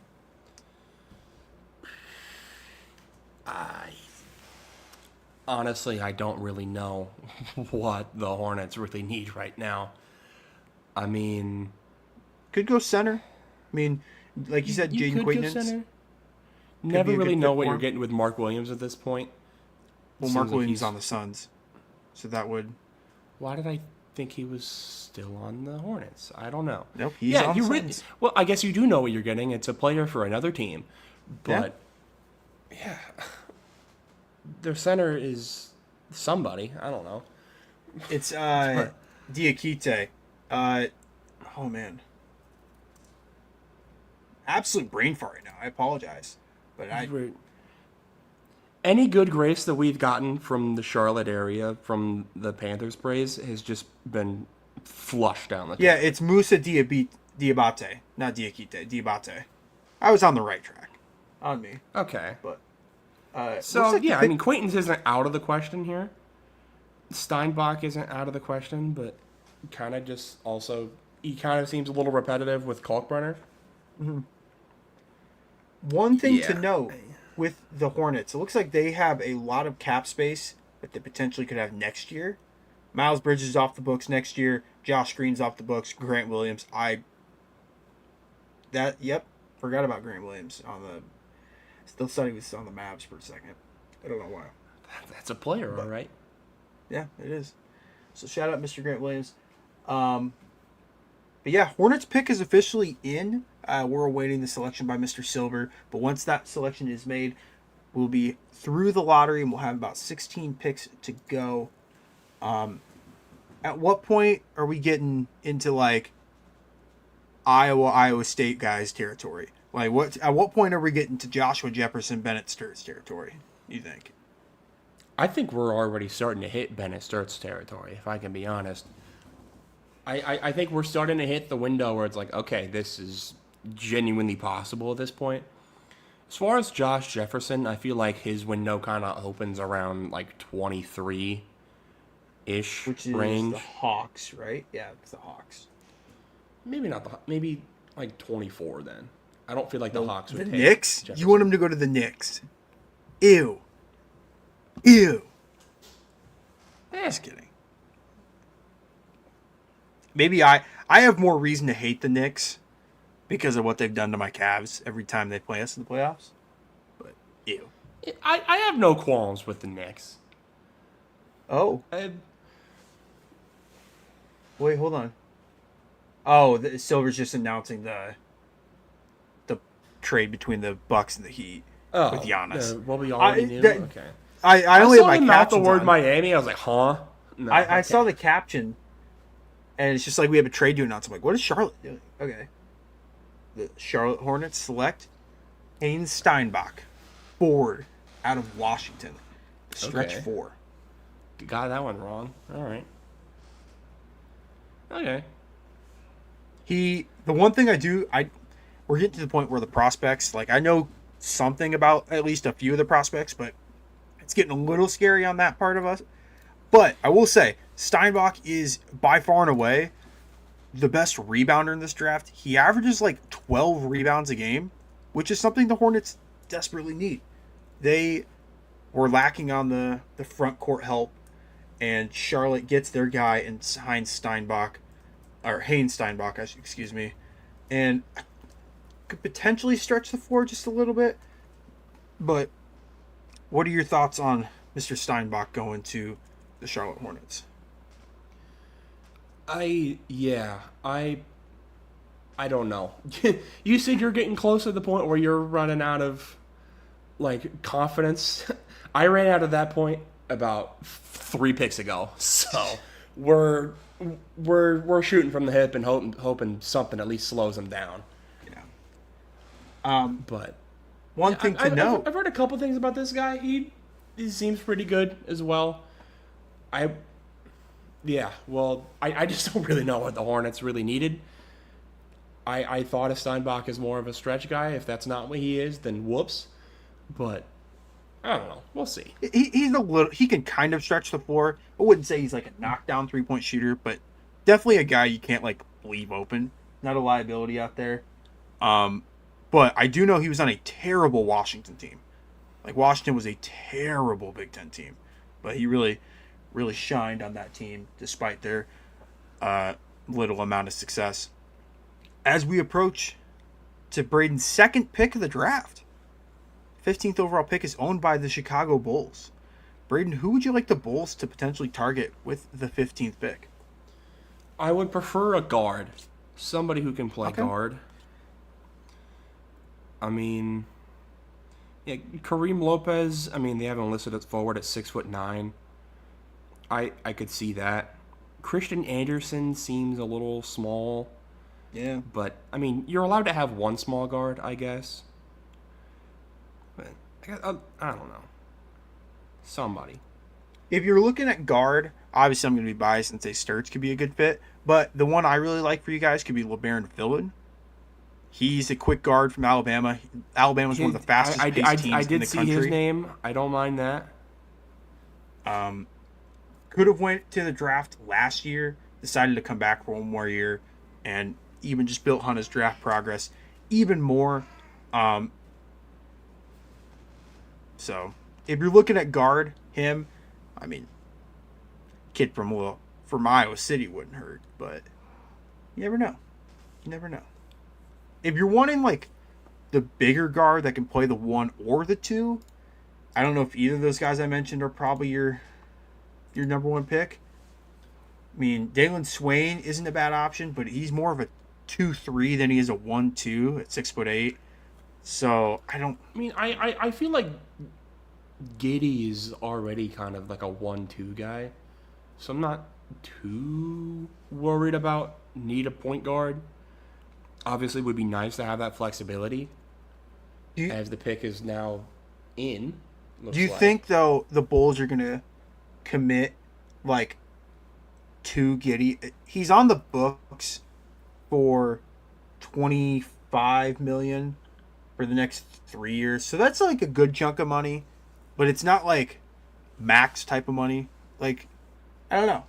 I just feel like that $25 million number could be tradable. I don't know how committed the Bulls are on keeping Josh Giddey like as like their next franchise player for the next 5 to 10 years. I don't know. No, and I don't think there's any sort of like you have attached the trailer to Josh Giddey and we're moving. I think it definitely is possible that he could be on the move in the next couple of years. I just am kind of saying this as this is what the roster is right now. Whatever happens, happens. I'm not really... To me, I'm not seeing this draft as, like, just get players. I'm seeing this as get pieces to kind of build upon what we already have. And maybe that's not a great idea, considering we're not exactly in the best spot right now. But, I don't know. You look at the roster, it's not like... It's not the Kings. I'll just say it. It's not the Kings. It could be worse. You're not wrong there. You should re-sign my boy Colin Sexton. I will note that. That man can play. I would be happy if we got him back. Yeah. And then trade for Darius Garland. And then you already have Isaac Okoro. So you're there. You have the 2020 Cavaliers. I don't know if that's the era of Cavaliers. Bring back Andre Drummond. Bring back Andre Drummond. K-Love. Tell him to come back. Andre Drummond was cool on the Bulls. I didn't hate Andre Drummond Bulls minutes. I didn't really care for Drummond on the Cavs, specifically because we got rid of Isaiah Hartenstein for JaVale McGee that year. And hindsight 2020. That's pretty bad. Hartenstein is making like $30 million a year, and JaVale McGee's not even in the league anymore. So, yeah. Isaiah Hartenstein is known for helping the Knicks get over the hump, not quite to a championship level, but getting them to like relevance, and also winning a ring as the Thunder center. And JaVale McGee is most known for Shaq and a Fool supremacy. Yeah. JaVale was also making those videos in the bubble, the vlog videos. Those are fire. I do remember those. Isn't he averaging like 20 points a game in Australia right now, though? I think so. I think that sounds like right. He's killing it where he's at. He is. It's just not the NBA. And that's fine. Hey, I'm sure he's making a boatload of money over there too. I'm sure he is having a blast. He's probably looked at like Kareem Abdul-Jabbar over there. My God! Every now and then, I'll get like JaVale McGee edits on like TikTok or whatever, and it's just like the Australian, like ESPN basically, just glazing the guy. He's the second coming of Christ in Aussie land. It's incredible. Yeah, so to put in perspective how shocking that Morez Johnson pick was, his odds to be the ninth pick in the draft were plus 1100 before the draft started. So I think everything else has been a lot of chalk, not gonna lie. But yeah. No, AJ DeVon's dispersed your salary. He will make more than Derrick Henry, Cooper Kupp, Travis Kelce, Drake May, Caleb Williams in his rookie year salary than any of those guys will make in the NFL, which is crazy. It just shows you how crazy NBA money is. As the ball man Adam Silver is making the pick for the Bulls. Okay, I mentioned his name, Dalen Swain. Okay, 6'8" right. guard, can knock down the three. Absolute lights out shooter. Billy Ball is dead. We just have tall guys at this point, man. Hey, you'd love to see it. Giddy's like 6'6", Swain is 6'8", Montage is 6'9", Caleb Wilson 6'11", Nick Claxton 6'11". You are not getting past us on defense, man. No, you're not. You certainly are not. Okay. Braden, as the resident Bulls fan, initial thoughts. I mean, I wish I watched enough college basketball to really get a true test on like how good this guy is. But I mean, hey, if what you're saying is true, he's a 6'8" guard that can knock down the three ball. We needed that. I think he will fit right into that starting lineup. Maybe not even right away. If we can keep like Anthony Simons, I think he probably starts at the 2. But get him off the bench. Hopefully we can actually develop this one as opposed to like every other first round picks that we've had over the past. It feels like since like Wendell Carter just hasn't really panned out. Hey, Kobe White was good. Kobe White was good eventually. It took like 3 years, but we got there with him. That's all that matters. You got there in the end. Yeah, we'll see what happens. I don't mind it though. Yeah, knockdown shooter is probably the wrong term to use. He's a good shooter, but two-way wing is pretty much what you need to know. He's a 6'8" two-way wing. Shot 54% from the field. That's not bad. 34% from three. Like I said, not the knockdown wing that I initially thought he was, but he averaged 7.5 rebounds per game last year, almost 4 assists, over a steal and a half. Like, just an all-around two-way player. And Chicago just needs dudes. They just need good players out there. Hey, so what would you grade the Chicago Bulls pick at this point? Like the full draft? Yeah, full draft. A minus. All right. They did what they had to do. I think they needed to get a big man alongside getting Claxton. They did that with Caleb Wilson. They needed somebody else like a younger guy to play the guard spot. They got that. I'm happy. Certainly a stark contrast from the NFL live stream we did to tonight on your two feelings of your team's drafts. Because the Niners just kept trading out and trading back. Traded back like 3 times. Let other teams literally pick with our picks the guys that I wanted just to take. Deshaun Stribling at pick 33. Hey, maybe Stribling is going to ball out this year. You never know.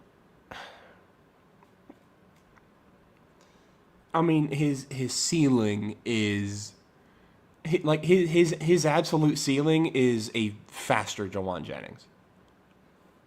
Which like Jawan Jennings is good. What's your thoughts on bringing Deebo Samuel back? Just bring him back to the Bay.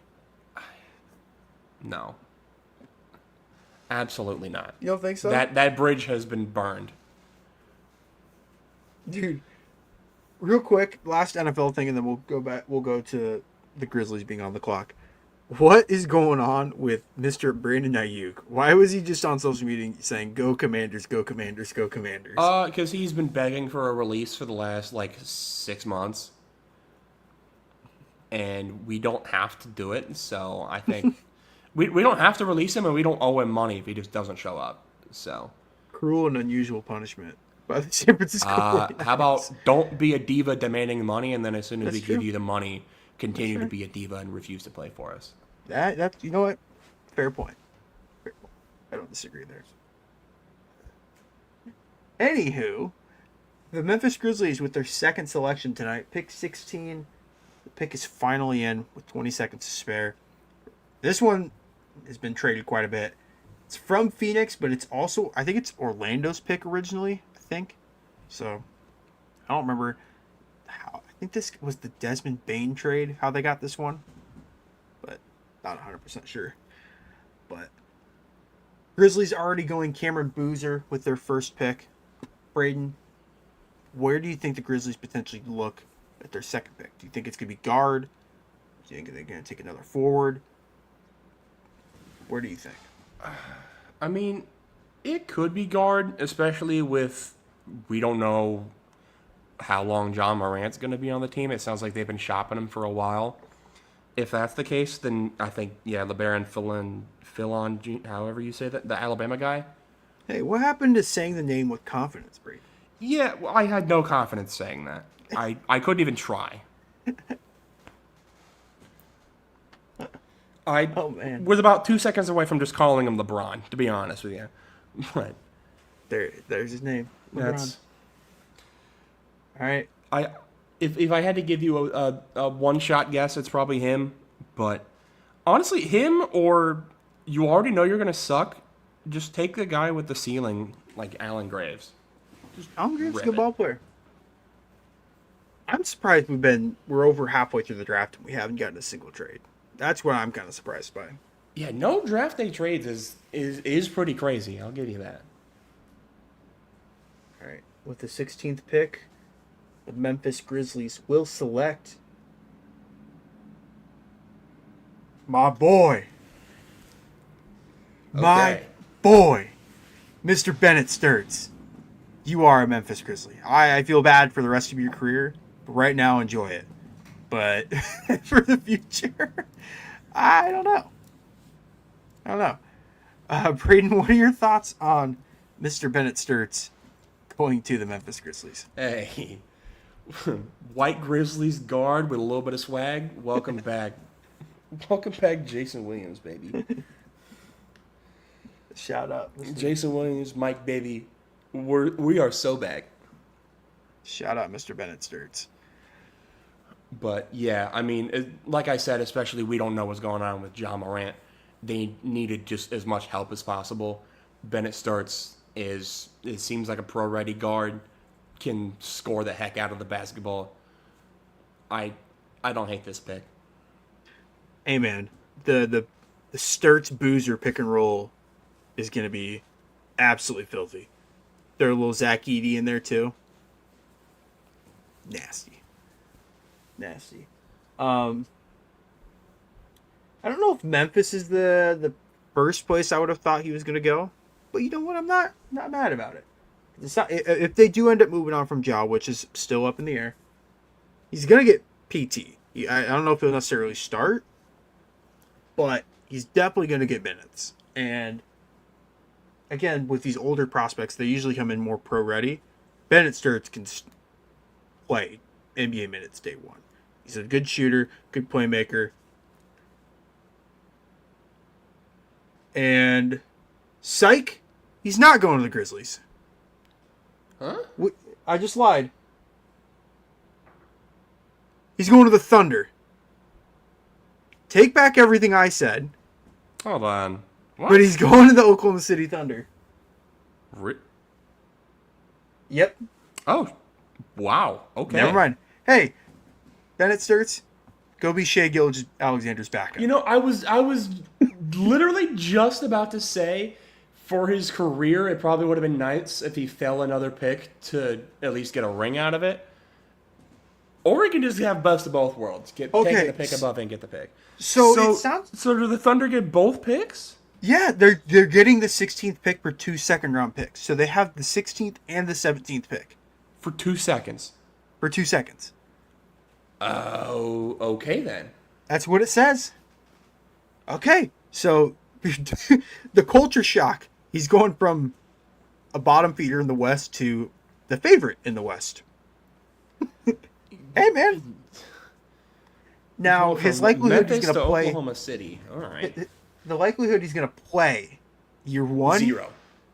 Went from about 80% with the Grizzlies to about 4%. He'll be lucky to get, like, Make-A-Wish Nikola Topic minutes. But... That means there's 2 Iowa Hawkeyes in the Oklahoma City Thunder now. Peyton Sanford and Bennett Sturts. I did not know Peyton Sanford was on the Thunder. He is. All right. Wow. All right. We just made a comment about there not being any trades and how that was lame. And of course, it's Bennett Sturts who's the one that's traded. Yes, sir, dude. Okay. I was gonna be sad if he was gonna get sent to the Shadow Realm in Memphis, and now he's getting sent to I would say the favorite in the West, right? Certainly up there, at least. Yeah, them are the Spurs. Wow. The fact that they got the 16th pick for 2 second-rounders and then also get this pick, crazy. What's going on in Oklahoma City? So now it's saying 17 is reportedly traded to the Grizzlies. What is going on? Shams, what are you doing? This is what I get for watching ESPN with no volume and no captions. I am just confused. Yeah, I do too. What happened? Yeah, I don't know if it's... See, I have a Shams notification for 2 second-round... Oh, and 2 second-round picks.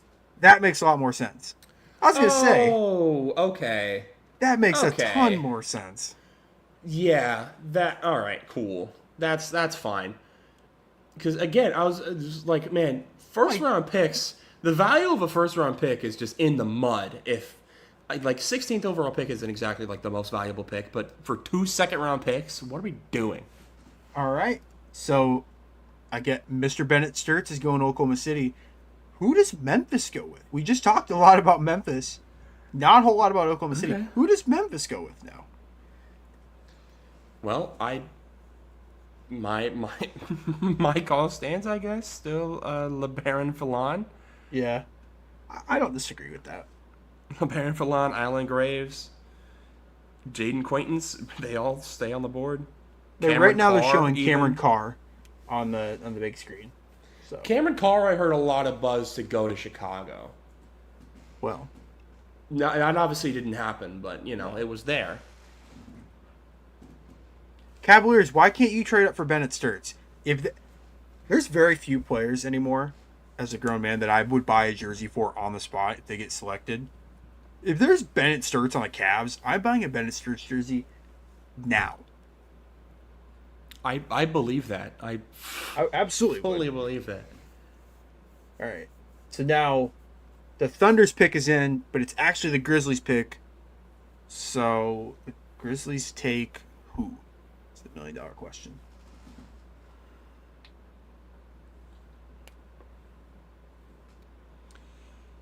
Yeah, I put my guesses in the air. It didn't work the first time, but hey, maybe it'll work this time. Although I don't even know if that really counts as a wrong pick. It went to a whole other team, so I don't know. Sure, man.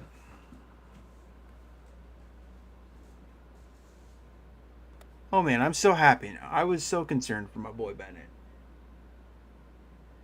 Now dude, think about the emotional roller coaster that man just had. Like, yeah, you get drafted, but it's like, oh, I'm going to Memphis. Like as LeBron said, no one likes to go to Memphis. Yeah, I'm going to Memphis, but you know what? At least I'm getting minutes. I'll get to at least play ball. It's like, oh, never mind. Going to Oklahoma City. Exact Psych. opposite. Winning a ring, but I'm playing 2 minutes the whole season. All right. So the Thunder select for the Memphis Grizzlies Ibuka Okori, guard out of Stanford. Okay. All right. Sure. Kind of a smaller guard. He's 6'2", $185. I don't know if he's like got the physical archetype to be a like an everyday NBA guard, but maybe off the bench. Uh, he's a good 3-point shooter. He's a streaky shooter though, so he's either super hot or he can't make anything.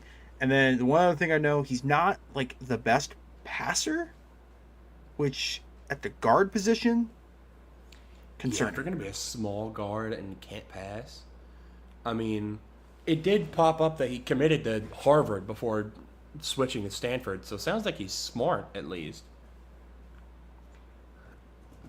I mean, Jeremy Lin wasn't exactly much of a passer either. Smaller guard. Harvard connection. I don't know One if thing, that's the career connection you want to be making, but hey, I mean, he had a cool 6 months. yeah, averaged 23 points per game, only about 3.5 assists, 3.5 rebounds. Did average over a steal and a half. Shot 35% from three on almost 6 attempts. So he's a volume shooter at the least, and was a freshman first team All ACC guard. So pretty impressive. Pretty impressive. But certainly not on my radar. So what was going to be Bennett Sturts to Memphis is now Bennett Sturts to Oklahoma City, and Ibuka Okori goes to the Memphis Grizzlies. So we wanted one trade, we got a trade. We got it. Let's Of go. course, it involved Iowa City's own Bennett Sturts. Well, he's not Iowa City's own, but he's Iowa's own. He's not from Iowa City. Now, that boy Ben He's not from McCollum. Iowa. He's from Kansas City. Yeah. Well, he's claimed now. He's from Iowa. Close enough. He lived in Des Moines at Drake for a year, then he lived in Iowa City for a year. He's from Iowa. Interesting. Crazy stuff. We are about almost we're 17 picks through, over halfway done. Again, for those that haven't, I guess I haven't updated my last 5 picks. I probably need to do that. But for those that have lived under a rock and are just finally tuning in to what we have to say, the top, I guess the last 5 picks have been, let me pull it up. Nate Ament to the Bucks, Haynes Steinbach to the Hornets, Dalen Swain to the Bulls, Bennett Sturts to the Thunder, and Ibuka Okori to the Grizzlies in a projected trade. So we will see. Next few teams up on the clock are the Charlotte Hornets yet again, the Toronto Raptors, the NBA finalists, the San Antonio Spurs, and then the Pistons are the next 4 teams up on the clock. Any surprises for you for players that haven't gone quite yet, or not quite? That haven't gone? I mean, not really. This is kind of the point in the draft where I think you said it earlier, anybody can kind of go anywhere. I feel like a lot of the guys that we knew were going to go early went early, and now everything else is kind of just a crapshoot. Yeah, I don't disagree. There's still some good players left on the board. Kareem Lopez from Mexico. The guy I mentioned earlier, Alan Graves from Santa Clara, could be a good ball player. LeBaron Fillin from Alabama. Cameron Carr, Jaden Quaintons. Kind of the guys we've said over and over are still really good options for any of these teams coming up. A guy that was a highly touted freshman that's still on the board is Koa Pete. We'll see where he goes. And then you have guys that are like 4-year starters for the respective teams. And Alex Caravan, and then Iowa State's Joshua Jefferson. Although he was at UNLV for 2 years, 3 years, 1 year. I think two. But at this point in the draft, you're either taking a freshman that isn't really a proven commodity, or you're taking a 4-year starter or we're getting into the foreign players at this point. So, like I said earlier, Kareem Lopez from Mexico, Sergio De Lorea from Spain is an option. Jack Cayley from Germany. Like, still, we're getting into that overseas territory for some of these teams, but certainly a lot of great prospects that are still on the board.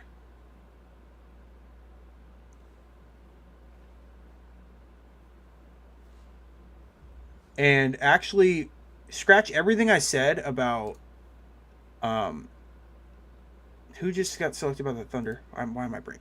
Abuka Corey? He's actually going to Ooh, no, he's the, going to the Detroit. Pistons. Okay. Yeah, yeah. So, all right. So the Grizzlies just don't want to make a selection outside of Cameron Boozer, I guess. Yeah, Grizzlies trade pick number 17 for pick number 21 and 3 second-round picks. Seems like quite a haul for moving back 4 spots. But I want to thank everyone again for tuning in this point in the draft. We are 17 picks through. We're up to 96 viewers, which is unbelievable. More than I thought we were going to get tonight. So shout out to every one of you I guys. think this is more than we had for the NFL one, wasn't it? It is. I think the NFL one peaked around like 70 or 80, maybe. Yeah. So, hey, let's keep it up. Next live stream, let's get to triple digits. Then $120. Let's keep laddering Why up. do we have to wait for next one? That's true. You got 3 Oh, rounds? 97. Tell them what's up. All right. Charlotte Hornets are making their selection. Pick number 18 as Mr. Silver walks the podium.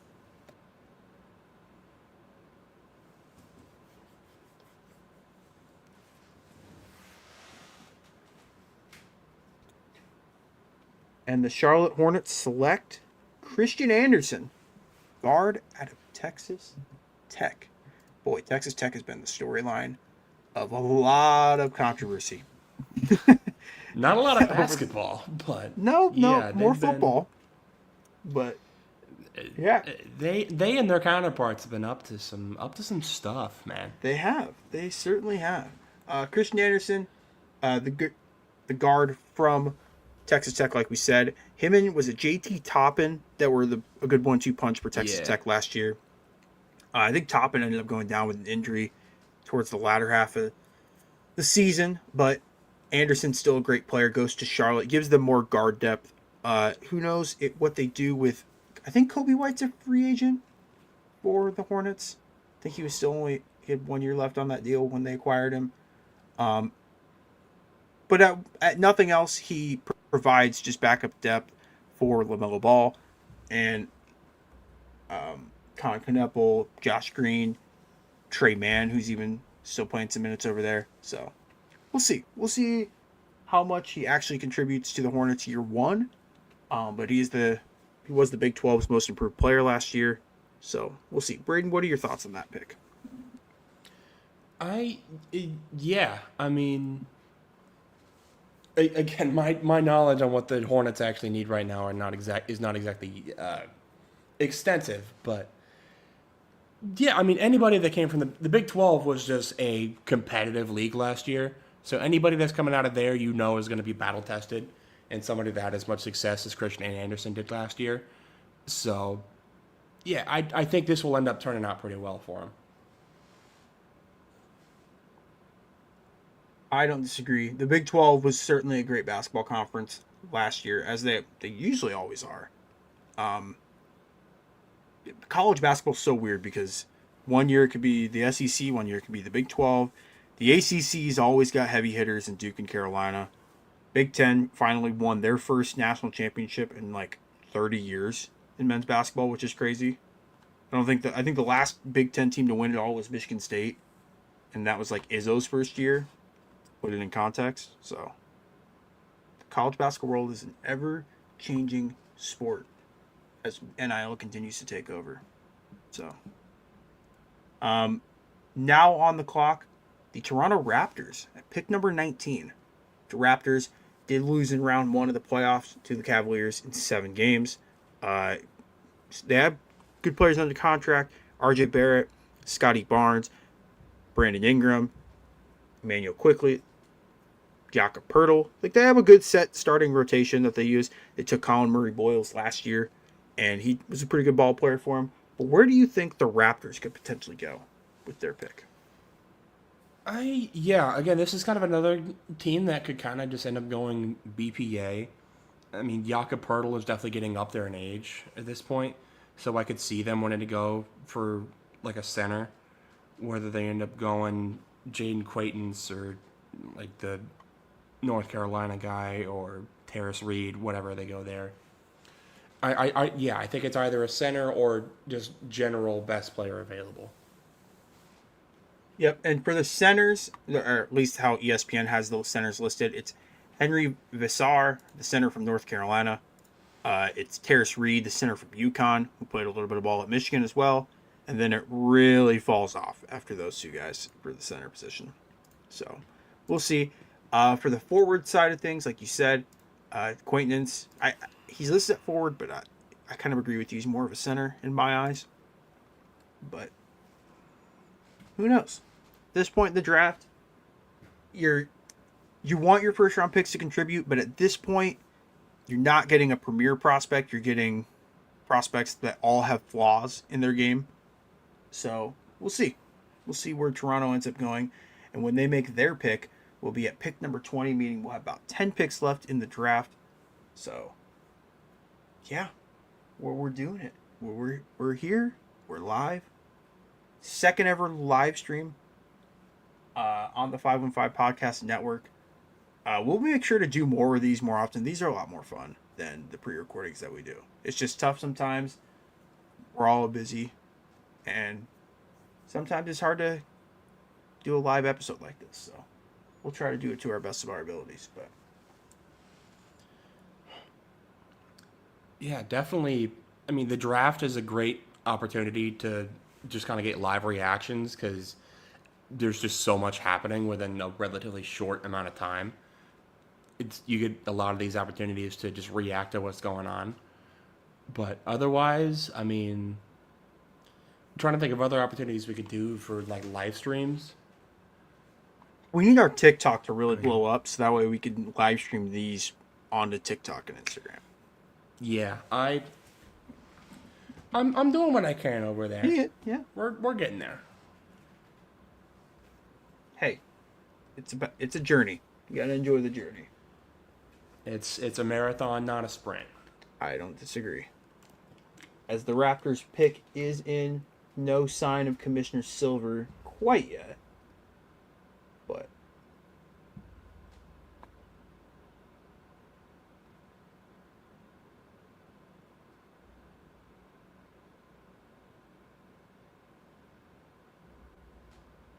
oh boy.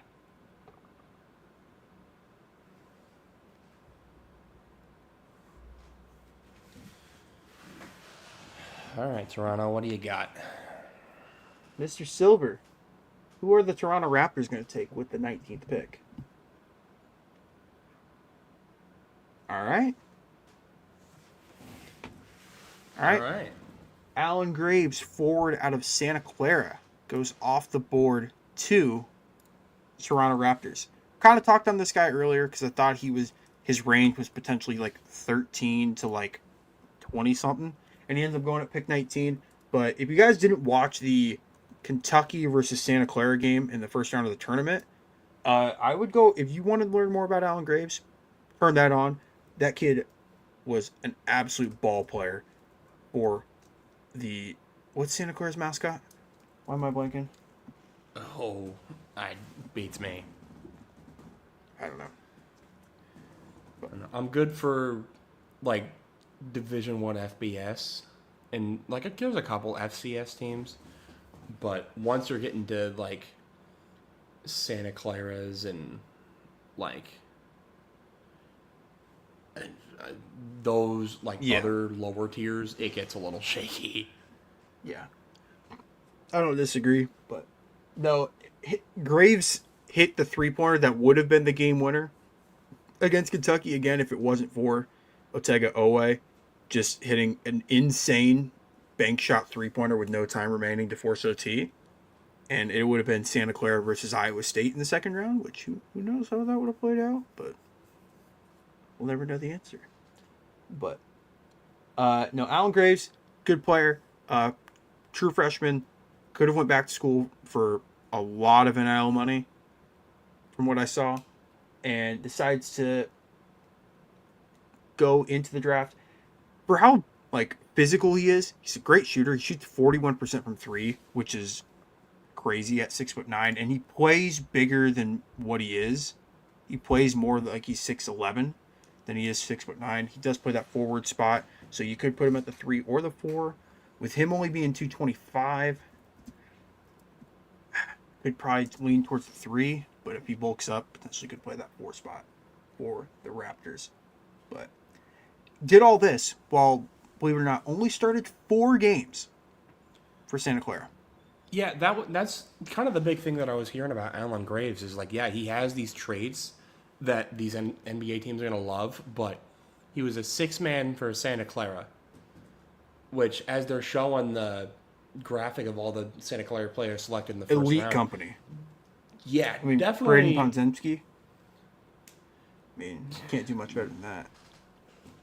Definitely has gotten a lot more buzz in recent years as opposed to like in the past.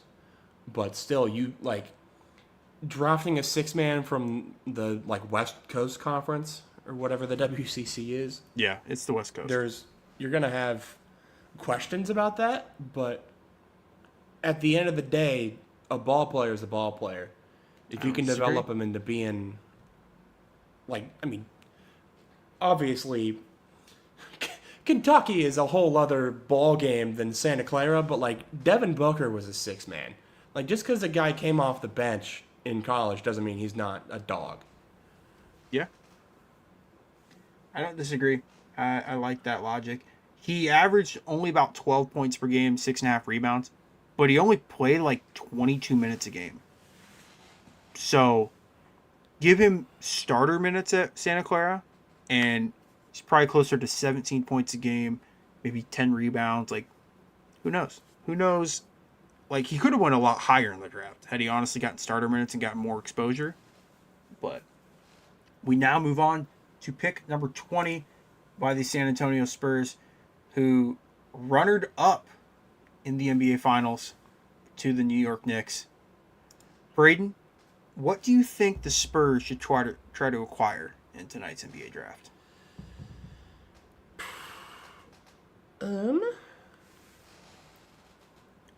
I think they could maybe do. I mean, they have a lot of guards, so I mean, it's easy to say, yeah, De'Aaron Fox had a really bad finals. We need to find a replacement for him, but they kind of already have that with Steph Castle and Dylan Harper. I think just finding general depth, maybe a better wing. Like Champagnie isn't bad, but I think he's a free agent. Like I think maybe getting a better wing would be maybe the best course of action, but also you're picking at 20, so you're not necessarily drafting somebody to start right now. I think they showed Kareem Lopez on the broadcast. I don't hate that pick. Like him, Cameron Carr, maybe he's more of a guard than a wing, but not a bad option. One thing I will say, the Spurs are known to be taking international prospects. Could we see our first like true international prospect off the board? Like you said, with Kareem Lopez or Sergio De La Rey, or there's one more I'm forgetting of. Jack Cahill out of Germany. Yeah. So like, could that be the move here? I could see that. I think Kareem Lopez would be a pretty good pick here. You just need a guy that can play next to Wemby that's able to rebound, so you don't have to put as much pressure for Wemby to get every single rebound. And like Champagnie can rebound and he can shoot. That's really all you need that 4 spot to do for the Spurs. Because all your guards are going to handle the ball most of the time, and Wemby's going to do Wemby things. But, man, I wanted more trades. That was fun. That, 10 minutes of not figuring out what player was going where, that was fun. Come on. Yeah, Come on, was Shams. an interesting little scramble. Come on, Shams. What are we doing? Your legacy was already on the line with the Giannis stuff if he wasn't going to get traded. What are we doing? Bring back Woj. We need Woj back. For real. Do you know what the last ever Woj bomb was?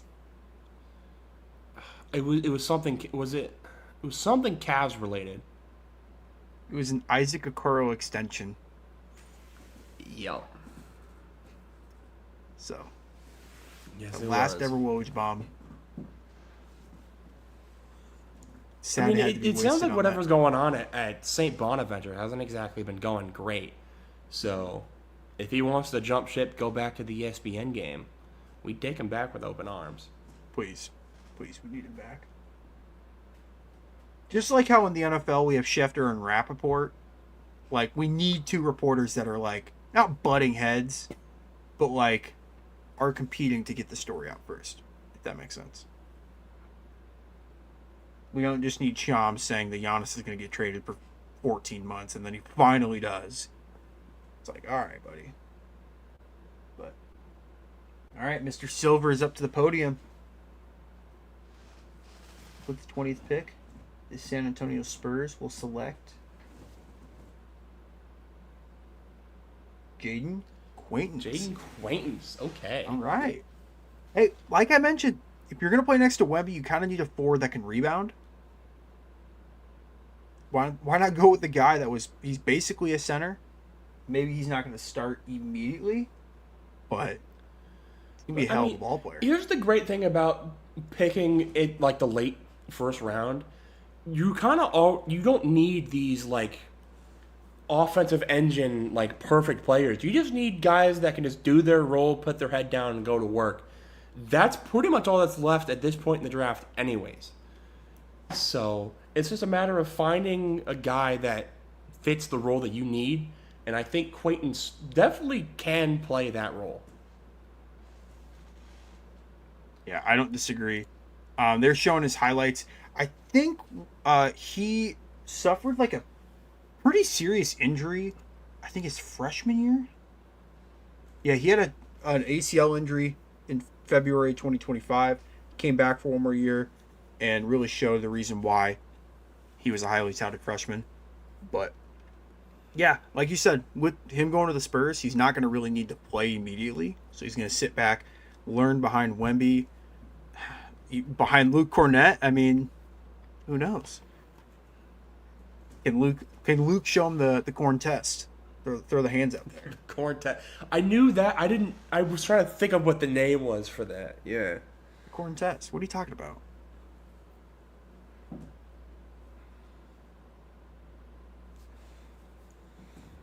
Get the blocked by Cornette on the transition.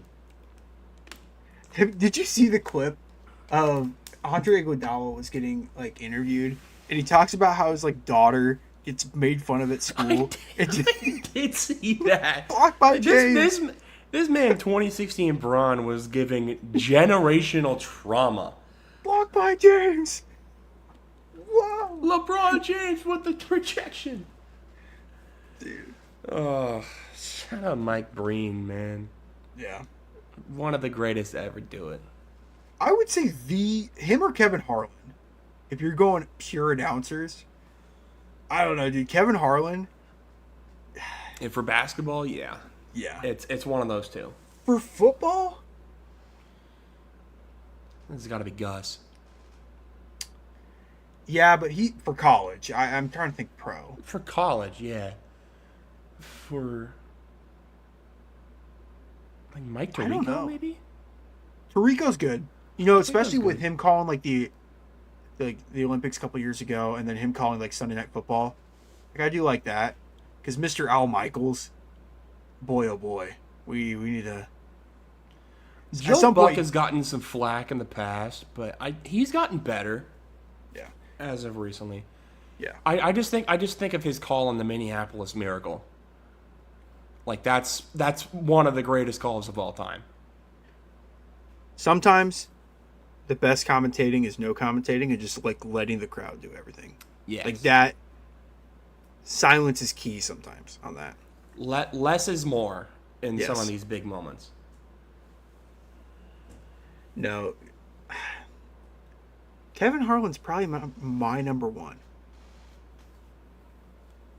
The one Kevin Harlan call I just vividly remember is the Kawhi Leonard Game 7 shot.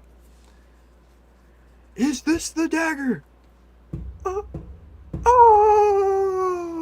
Oh! Game series. Like, Yeah, I get that's goosebumps iconic. thinking about that. I mean, Mike Breen's got some iconic ones. Bosch back out to Allen, his 3-pointer bang. Blocked by James. Way downtown from Curry. I mean, so many fantastic ones. But what were your thoughts on Inside the NBA coming over to ESPN? I was nervous they were going to ruin it, but ESPN did awesome. They didn't like even the logos looked the exact same, other than the little ESPN like watermark. Like it looked the exact same, and that was perfect. Yeah, I mean, obviously, anytime you're working with the mouse, you have questions of are they going to get sanitized to the point? Mouse. I mean, am I wrong? Like, No. you're dealing with Disney here. They're not exactly trying to take these brand risks, but you have a recipe that has worked at TNT. They fumbled the bag. All ESPN had to do was just let Chuck be Chuck, and they did it. And it's worked great. Yeah, I was really nervous when ESPN acquired the rights to Turner that they were going to ruin the show and it just wasn't going to be the same, because that is easily the best pregame show out there. It's not even close. Pre/halftime slash postgame show out there. There's not. I will never be able to look at the San Antonio Spurs the same. Hold that Just- thought real quick. So that trade was a 3-team trade earlier. The Thunder get the 16th pick. The Pistons get the 17th pick. The Grizzlies get the 21st pick and 5 second-round picks. 5. Okay, but hey, yeah, you know Shout what? out Memphis. Shout out Memphis. You know what? Yeah, if you want to give me the Jay Crowder package for going back 5 picks, sure. That's crazy. Wow. Okay. What's going on in Memphis? What are they up to? What's going on here? No one knows. Yeah, even though for anyone watching like the ESPN one and this one, which if you are, then why watch the ESPN one? You get all the content you need from here. But We're it says basically Detroit- live commentating the ESPN one anyways. You might as well just stick to one. Yeah. So okay.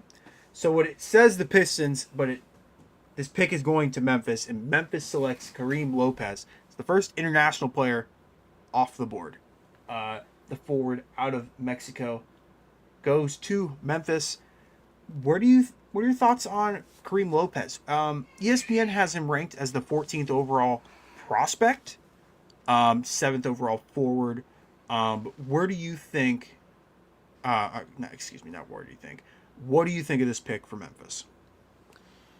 Yeah, I mean, I've had about 4 different tries to say this, but they kind of just need ball players.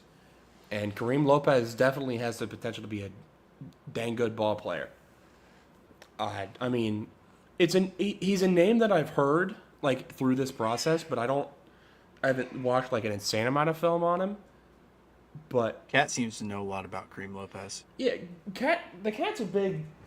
The Cat is a bigger ball knower than I could even dream of being on the basketball scope.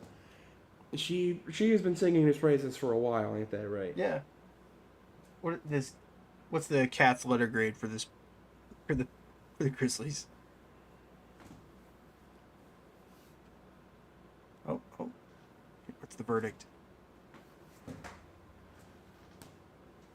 What do you think?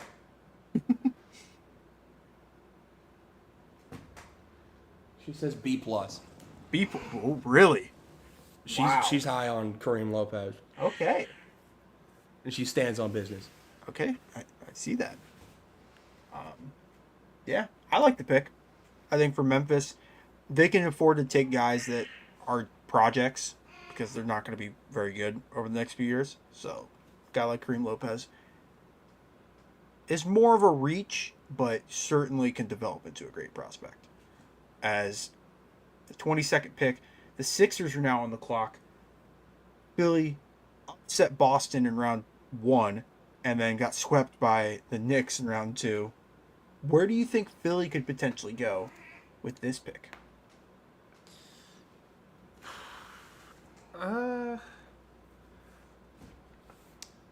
Chris Sinak is a name that I keep seeing. I've seen good things out of him. LeBaron Falan is still here, but I don't know how much of a guard they really need right now with Edgecombe and Maxey. Yeah, I think the forward spot probably is more of their what they need to improve. Sinak is the best player available there. I mean, 6'11", 240, that's almost more of a center, which, I mean, Embiid isn't exactly getting younger or less injured. So maybe a little bit of flexibility there is not a bad idea.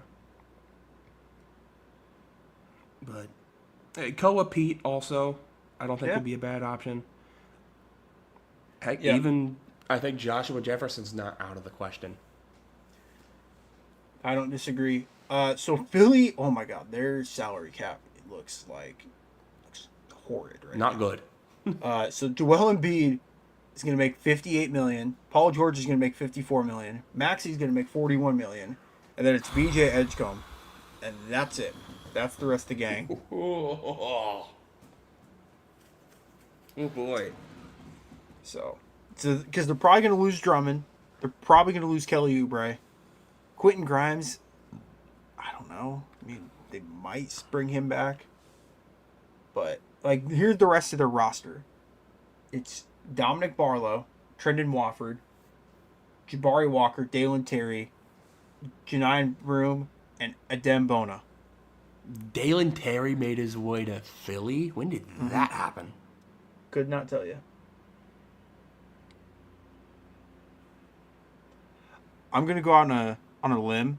They're showing LeBaron Philin on the screen right now, and he's smiling. I would not be surprised if Philly goes him. Just gonna throw it out there. Might be taking a risk there, but And they are showing a lot of LeBaron Philin. and he was smiling earlier. I don't know. Now he's like trying to hold back tears. Yeah, no, this is. He definitely got the call. See, that's the one thing about the NFL one I kind of like. Like the players are off to the side, and then they walk up, so like you can't really tell who's picked. Like you can kind of figure that. Not until ESPN accidentally shows like somebody answering the phone at the pick. True. That kind of spoils it a little bit, but Yeah. when they don't do that, I mean, they're not even hiding it on anymore on this one. no, They just keep. it's. I mean, they might as well just flash it up now, Dude, if it's not LeBaron Philin, I don't know who. He's just trying to act cool to his crew. They called him and be like, "Yeah, we are not picking you, good dog. Best of luck somewhere else."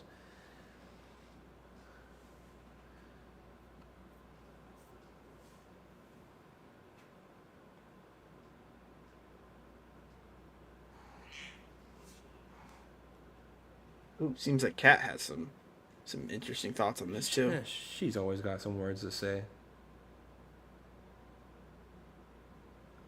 She was taking a nap for a couple hours, being civil. It's time to raise hell. Yes, I don't disagree.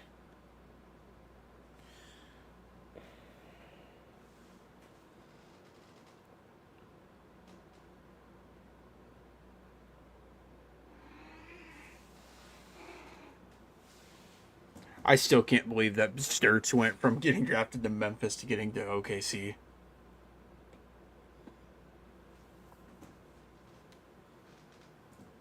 I can't believe the Grizzlies got 5 second-round picks to move back like 4 spots. Right. That gives me hope for the Cavs because I don't know if the Cavs are going to make a pick tonight or if they're going to trade out or what they're going to do. Oh, man. If one more person could just tune in, we would officially have done it.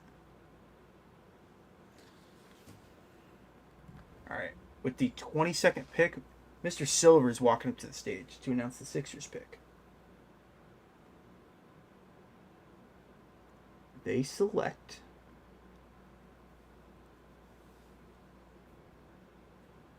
Okay, you kind of figured this one.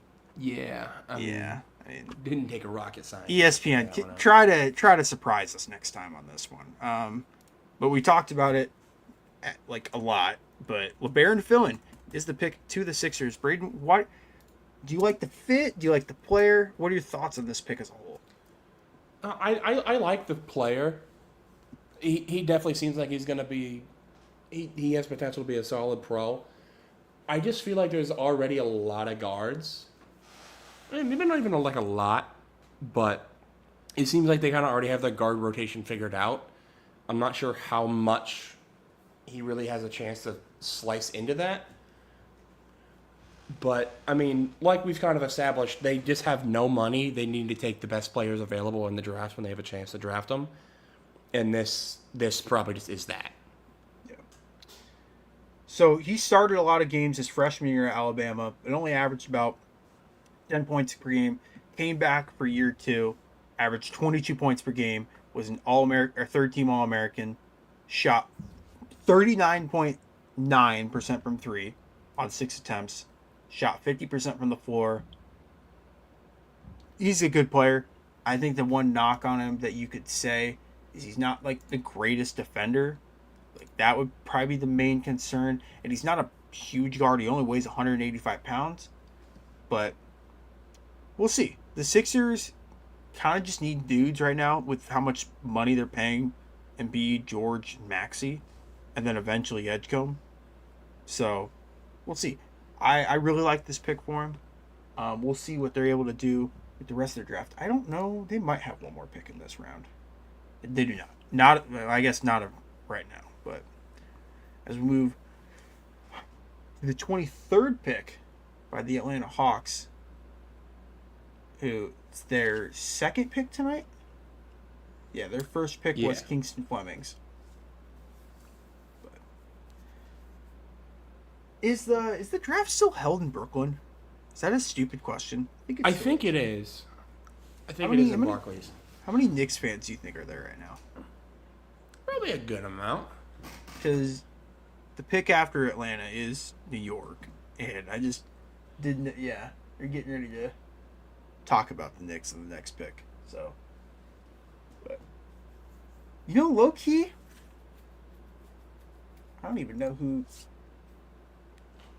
We're in Joshua Jefferson territory. Like, we really are. Yeah. Koa Pete's still out there. Isaiah Evans, the guard from Duke. Cameron Carr. Still some really good players. Emmanuel Sharp. The Braden Smith. I mean, a lot of, like, good college players. I don't know how necessarily they'll translate to the pros. But we'll see. We'll see. The Iowa Kryptonite Bruce Thornton still on the board. Oh my God. Glad that he is out of eligibility. Yeah. Did Iowa State have a guy like that where it was just like no matter what, just always dropped buckets on your team for no reason in particular?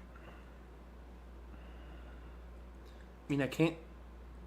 It was never really like one guy. It was just always the guy you least expected would go off. Mm-hmm. Like the Arizona game, it was that like DeLuca, whatever. Mm-hmm. Yep. Like the bench warmer that averaged like 5 points a game came in and dropped like 30.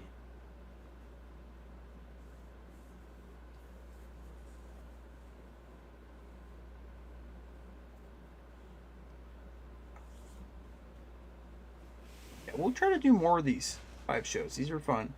I think the goal, I guess if you're this far into the episode, congrats.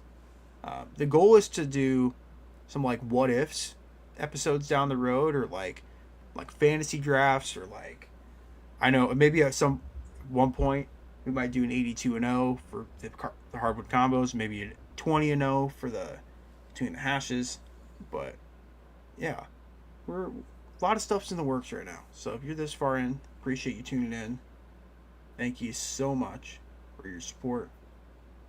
But Atlanta's pick is finally in. Braden, how many times have you done the 82-0 game? A good amount.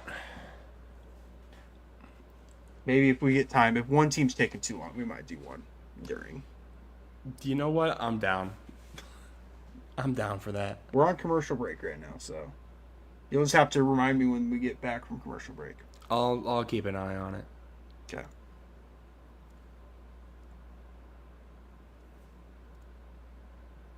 All right.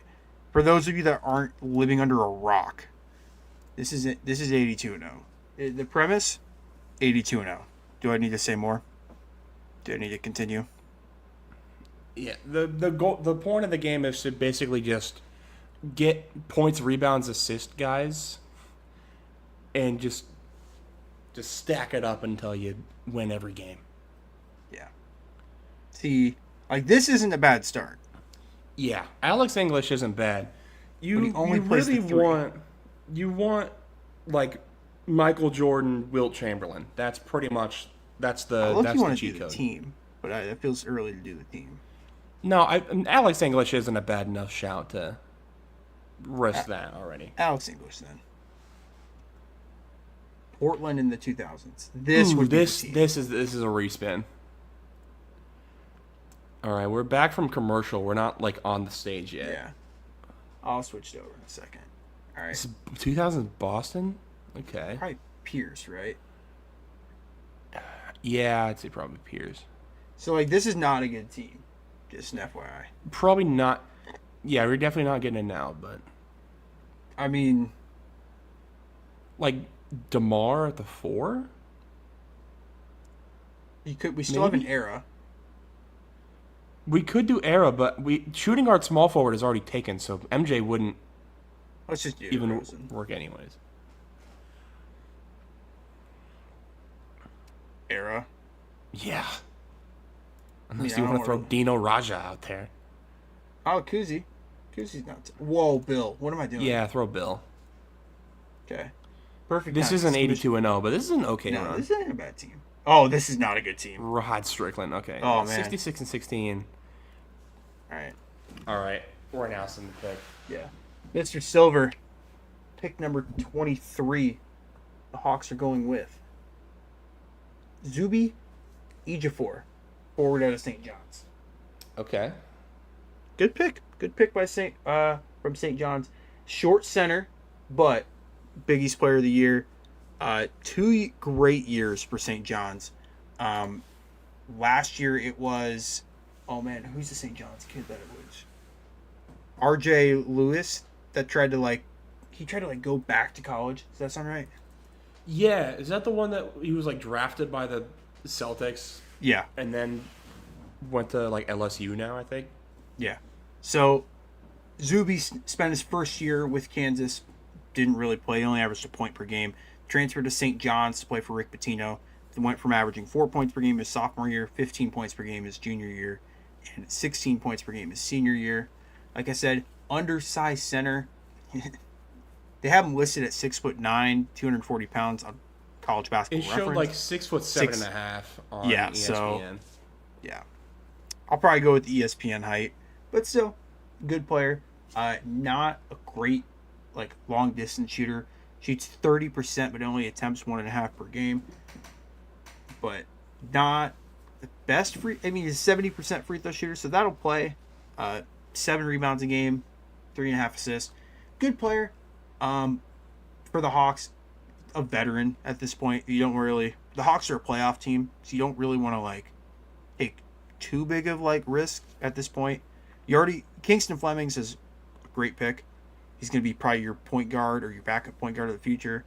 Zuby can potentially be a guy that can play in the G League for a couple of years, maybe make his way up, or maybe he's able to play some real impactful center / power forward minutes early on in his career. But the New York Knicks are now getting recognized for their 2026 NBA championship. It makes me sick to look at the screen right now. I'm not going to lie. But, yeah, it makes me sad. But, you know what we do have time for? We got to do better than 66 and 16. Yeah, we just can't allow that. Sorry, Brock, for editing this. This is not going to be fun. But, It's a live stream. We're putting this up raw. yeah. All right, so we got Clippers, the 2020s. Yeah, this kind of just I feel like it kind of just has to be Kawhi, right? Yeah, because you can put him anywhere.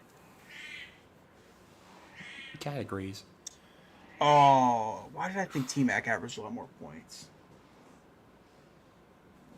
I kind of want to do an era because you can either get Hakeem or Harden. Okay, I'm not mad at that. Let's do that. Let's do that. Hopefully I'm right. Hakeem's not a... Or Moses. Oh my God. Moses. Yeah, Moses is crazy. See, this is when we Priestman. just pray that This we is get team. Macau. Mikal Jardine. No, Charles is not a bad consolation. round out a rebound. Yeah, I'm cool with that. And then, you know what? Let's do this for now. Let's move Kawhi to the 2. Boston in the 2020s. Tatum. Tatum, I'm down. This is not a bad team. Curry, okay. Oh, 72 and 10. All right. Yeah, brother. sure. This team is not 72 and 10. I don't care. I don't care what this silly website says. I mean, It's if you don't get Mike or Wilt, you're not going 82 and 0. I That's kind know, of the thing but- with this. The thing that sucks too is like, so Curry in the 2010s is probably the most dominant version of Curry, like in IRL, but stats wise, early 2010s Curry was not averaging 30 a game. So it just brings his numbers down a little bit too much. Oh, do we have another trade? Ooh, We do. Ooh. to the Lake Show. All right. Yeah. New York is trading pick number 24 to the Lakers for pick number 25. Is that the extent of the trade? Is this Surely just... not. I'm going to do some investigating. The Knicks felt bad. It's like,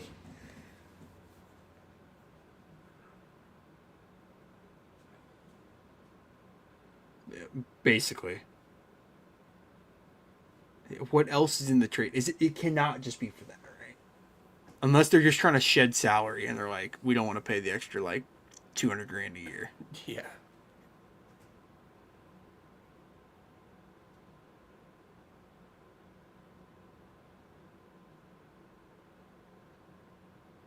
Come on, what else is the trade? Don't make me look silly.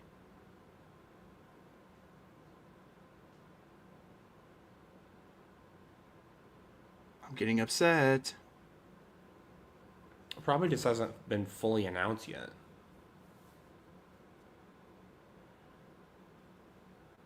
The pick is in. I don't know. This is really stupid because they're recognizing the Knicks right now, and the Knicks are like, no, we want more time.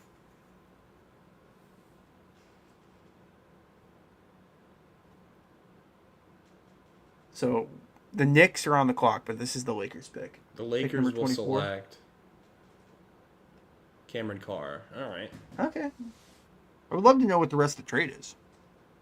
It can't just be 24 for 25. But, hey, good player. The Lakers are interesting because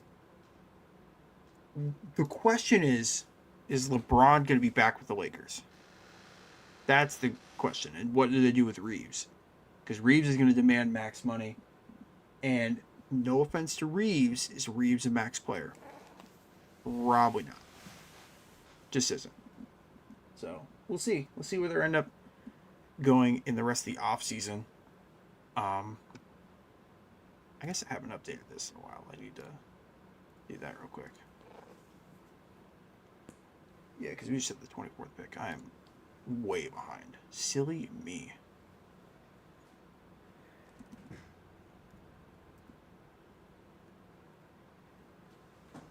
Braden, take out your Bulls bias. What's your favorite pick so far? Outside of the top 4, because you already kind of said that earlier, but and outside of your Bulls picks. Outside of the top 4 of the Bulls, eh? Yeah.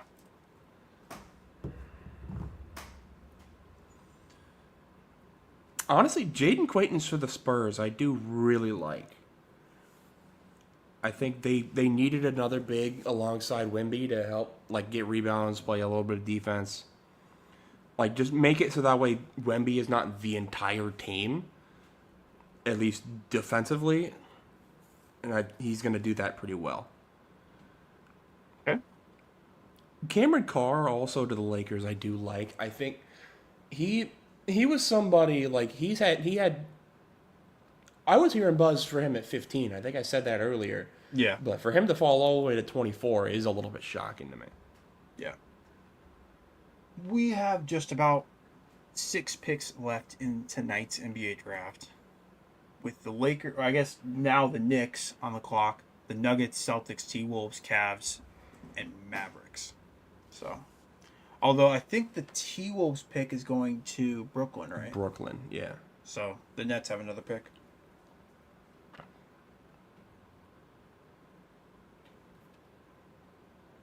So now, who do you think the Knicks go with, assuming that this trade goes through?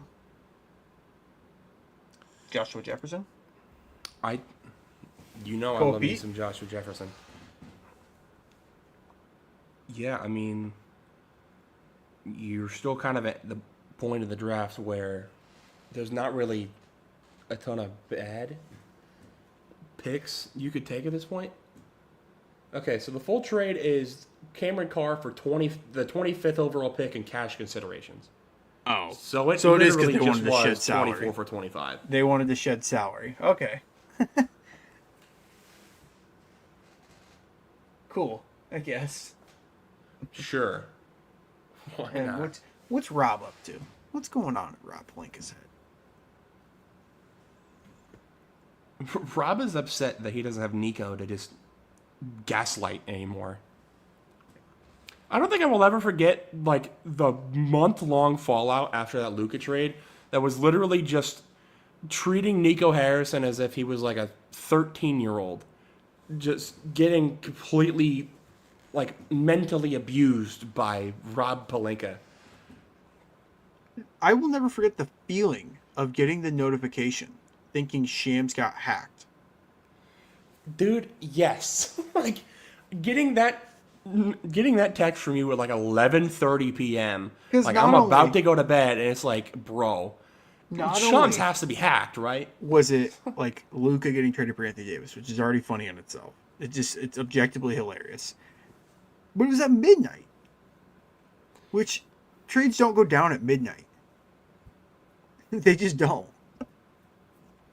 I mean, I guess they do now because like Giannis did. So True, I guess. I think the Kevin Durant to Phoenix one also did. Now that I say that, but maybe trades do go down at midnight more than I think.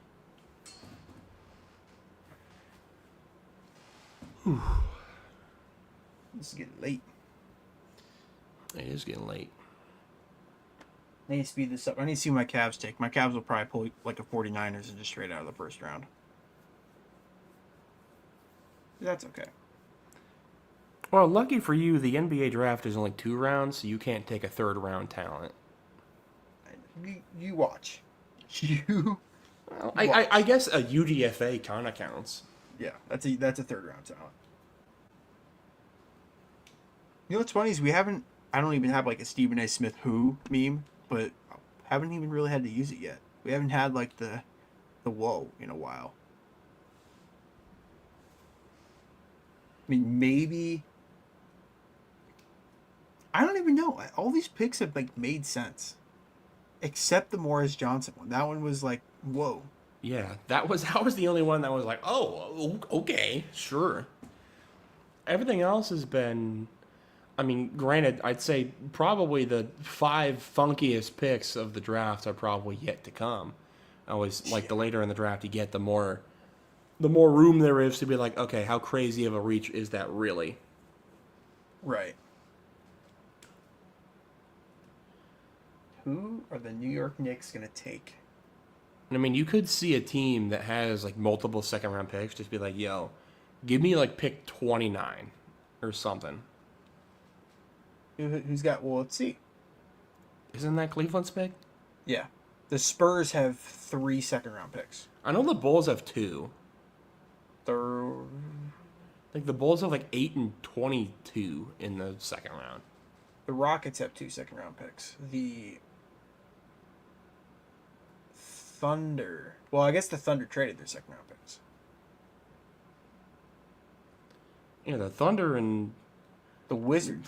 The Thunder and Pistons kind of just don't have their second round Clippers. picks now.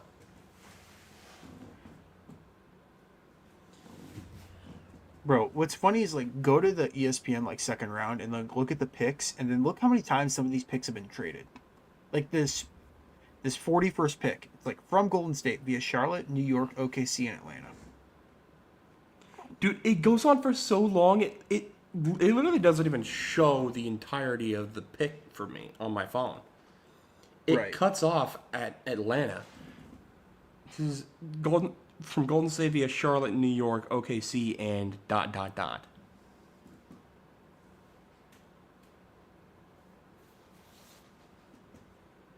Oh, it's 8 and 26 the Bulls have. My mistake.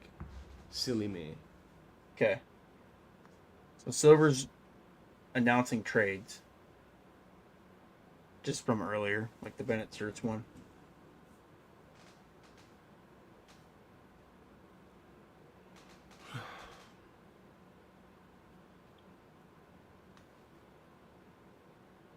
Dang, we had enough time to do another 82 and 0. We did. You know what? That between every pick, we're gonna do an 82 and 0 until we get 82 and 0. Ooh. Sergio okay. De La Rea, forward out of Spain. Well, this pick's going to the Knicks, so Yeah, it's the keep Knicks that in pick. mind. All right. So Cameron Carr's going to the Lakers. Sergio De La Rea, forward out of Spain. I'm gonna be quite honest. The international guys don't know much about. So maybe that's me not knowing ball, but yeah.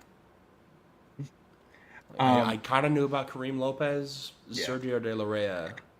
You got me. ESPN's here's their like write up of him. Del Rey, excuse me, is an unselfish playmaker and a capable shooter. He has the skills and size to play on and off ball. Weaknesses: he isn't the quickest or strongest, which limits some of the ways he can create his own shot and put pressure in the paint. Doesn't have great athletic advantage defensively. So we'll see. That'll play for the Knicks. Because the Knicks have questions about, I think Mitchell Robinson's a free agent, Jordan Clarkson's a free agent. I don't know if McBride is the other free agent I'm thinking of, but they have quite a few free agents. So maybe this pick will end up playing for him. So we will see. But it looks like the Nuggets are on the clock, and We are on the commercial break. Yeah, so you know what that means. You know what that means. It's 82 and 0 time. How long were we on for the NFL drafts? Because Like- we've already passed the 3-hour mark. It's a good question. I think about 3 hours and 20 minutes. Does that sound right? All right. It was like 6. Probably. It's like 7 o'clock to like 10:30. So we're getting close to that number. Error, right? Got to reset the error on this one. Probably. Dale Oh, Ellis did- isn't bad, but I think Let's there's just a reset lot there. more potential We elsewhere. need Durant. There we That'll go. play. That will play. Blake honestly isn't bad. Blake's not bad. I don't want to use a team one already. Let's do Blake. Blake will play. Blake Griffin. Phoenix in the 2000s. What do you think? Now, I'm scared to do the team because then you get Charlotte and then you could just be screwed. Marbury averaged like a decent amount of points. Let's do that. And then let's do this. Detroit in the set. Oh, boy. Bob? Go Bobby Boy? Yeah, I think you go Bobby Boy. Let's go Bob. The Bob Meister. Dude. Ew. Ew. Okay, Steven This team is Jackson. garbage. Kevin Durant, we don't honestly we got enough time for another one because they're still We on do. commercial break. Well, this one's not that good either. What? I think team, right? Guess era you go get Robinson or Duncan. I'm good with either. Let's go team.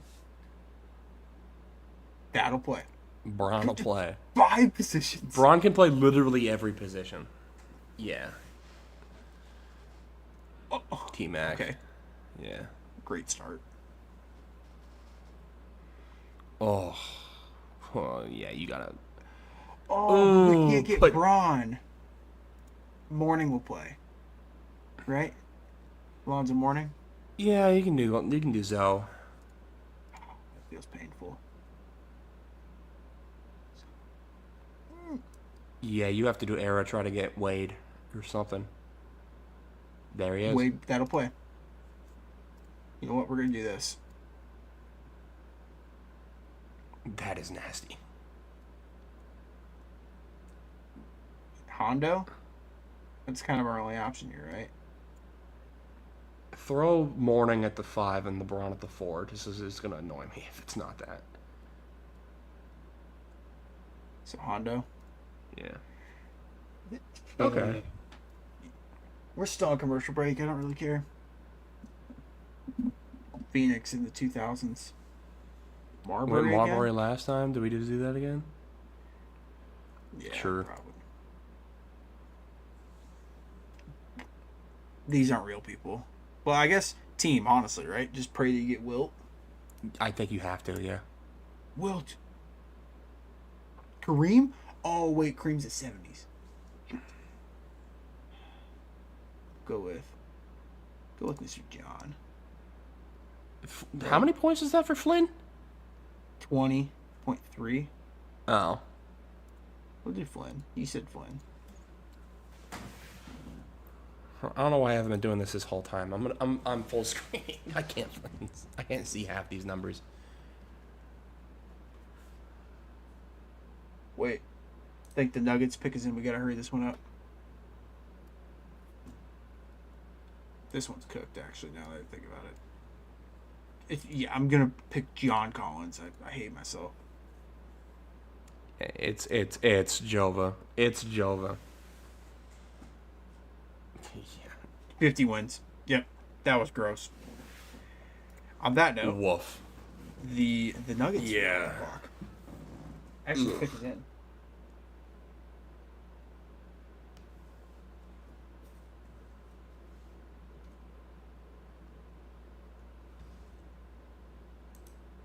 I'm gonna be so sad if I could wait the whole first round and the Cavs just don't make a pick.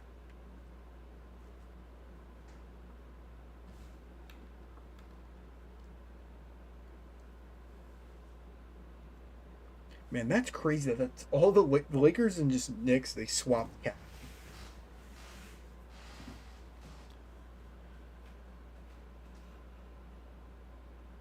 I wish they would tell us like how much money did they pay.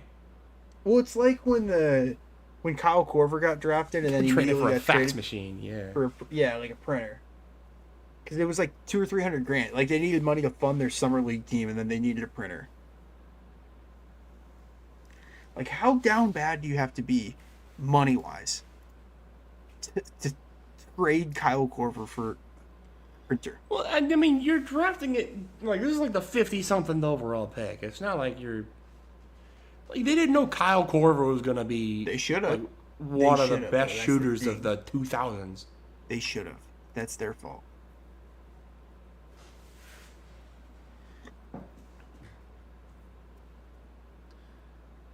Okay. Oh, Terrace Reed Jr., the center out of Depth for UConn. Yoke. Reed started at Michigan and then ended up transferring to UConn for the last 2 years, I want to say, or at least the last year he was there. Good player. They needed a I'm backup center surprised behind. Koa Pete's still here. Yeah, he's not really great at one specific thing, which I think at this point teams are just gonna find traits that they like in certain players and then just draft them based on that. Whereas Fair. like Cole Pete, he's a 6'8" wing that doesn't really do anything great. He's a good player, but he just doesn't have like he's not an elite 3-point shooter. He's not an elite like attack to the rim guy. No, that's a good pick. They need to get rid of. I think they're going to lose Jonas Valanciunas, and they're going to probably move off Zeke Naji. I think they already did, actually, now that I say that. But Because Denver, who knows with Jokic? 2 years ago, if you would have said Giannis getting traded was crazy, and now maybe Jokic in 2 years can get traded. We'll see. I don't really see that happening, but and psych, he's going to the Spurs. He's going to the Never Spurs. mind.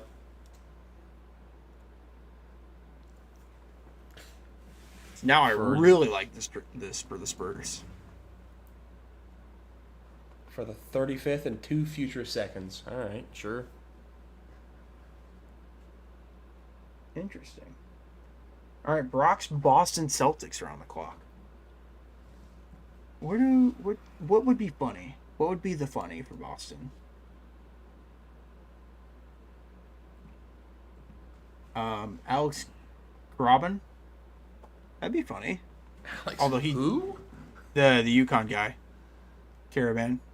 Oh, that is not what I heard. Okay. Moving on.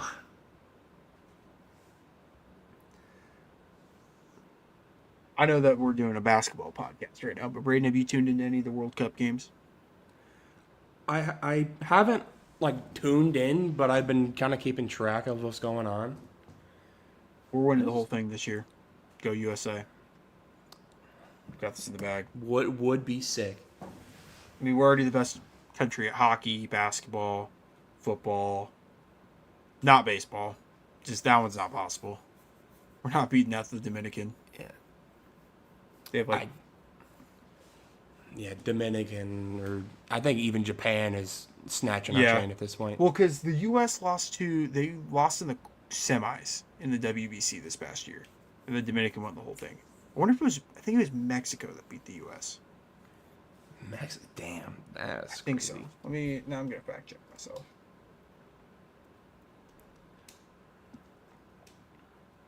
Oh, Venezuela won, not the Dominican. They beat the Dominican. No, they beat the U.S. What am I thinking of? The U.S. beat the Dominican. That's what I keep thinking. But we lost to Venezuela. That's right. My boy. Oh Salvador yeah, Perez. okay, I remember that now. That was Shout a out my whole boy thing. Michael Garcia, WBC MVP, Kansas City Royal, baller.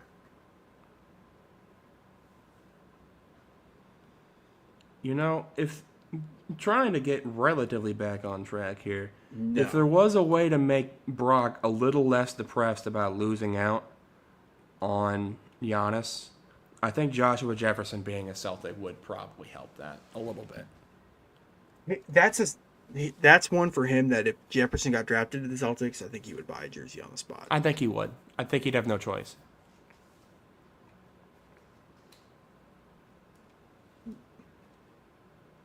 All right, pick is in. I'm kind of hoping for that. Although they're showing a lot of Chris Sinak, so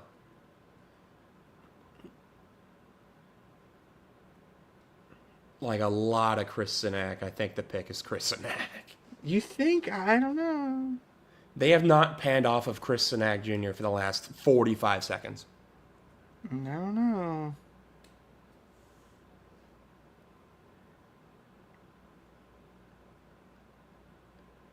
Okay, seriously, did they lose the other cameras to? There we go. Jeez. Isaiah Evans, yeah. Yeah, zoomed into Chris Sinak's forehead. Either Isaiah Evans has a good poker face or he did not get picked. I don't think he got picked. Crazy guess. I don't think it happened. All right, as soon as this pick is in, we're going to do one more 82-0. We have to get better than 55 wins. That was gross. Yeah, the Boston Celtics select.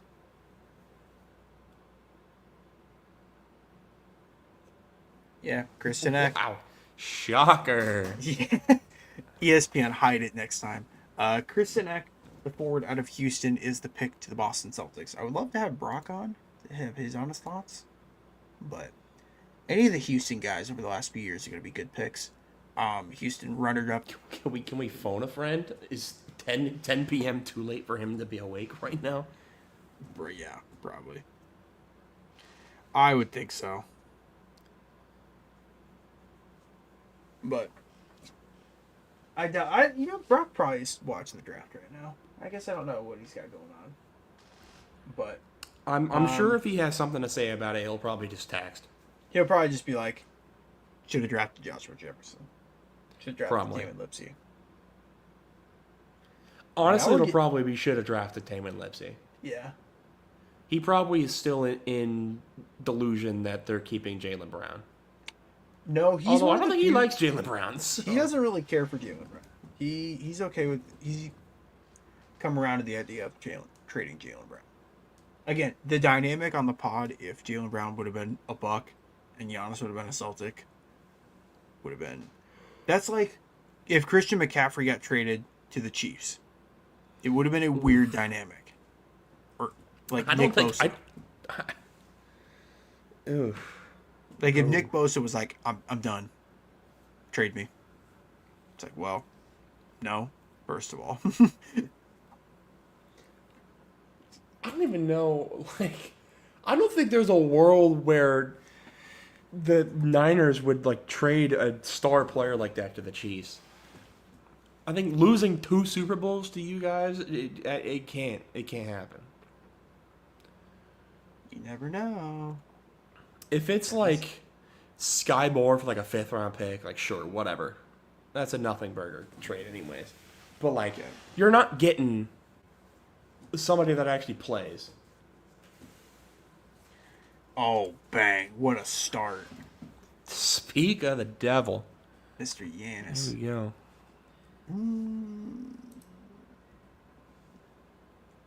I don't want to do team. Let's do team. Cavs. Pierce is not a bad option. Nets in the 80s. Era? I hate to use my era this early. We need Durant. We need anybody else. Huh? Brooke Lopez? Oh. Can't take a look. F's in the chat. It's Jova. We'll do that. Okay. This is dead. Wait. Hold on. It's not over yet. No, it's over. You No, can't it's have not. D'Angelo Russell in the 82-0 team. You stop being mean. Whoa. Okay. What? Dude, if we had anybody else at point guard, that might have been like close. Because we had Kareem and Giannis. Gus Johnson. All right. What a start.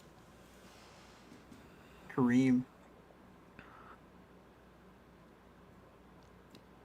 I Charles think you will gotta play, go right? Barkley, yeah. Or do you want... Yeah, Charles. You gotta go Charles. Boston in the 2010s. IT's not bad. Or Kyrie. You go Kyrie for the rebounds. Yeah. Good call. A sentence that has never been said before. Spida? No. We gotta go Era. You ever spin it for Bron? Yeah. I think you have to, right? Yeah, I think you do kind of have to. Unless you do that and that, and then you could take Donovan. Era.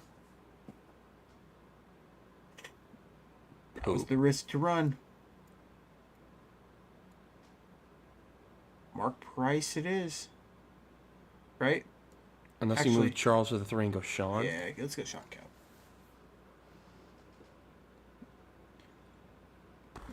No. Tony. I don't feel like that team's that good. I really don't. That's not 69-13. No, it's not. But sure. Vince? Vince ain't bad. We'll keep Vince. Stoudemire? Stoudemire's solid. This is not an 82-0 team, I'll tell you that. Right It's not an 82-0 team, but it's a them boys nice team. Definitely a them boys nice team. Mm-hmm. I mean, this is. I haven't used any of my resets. I don't think error, right?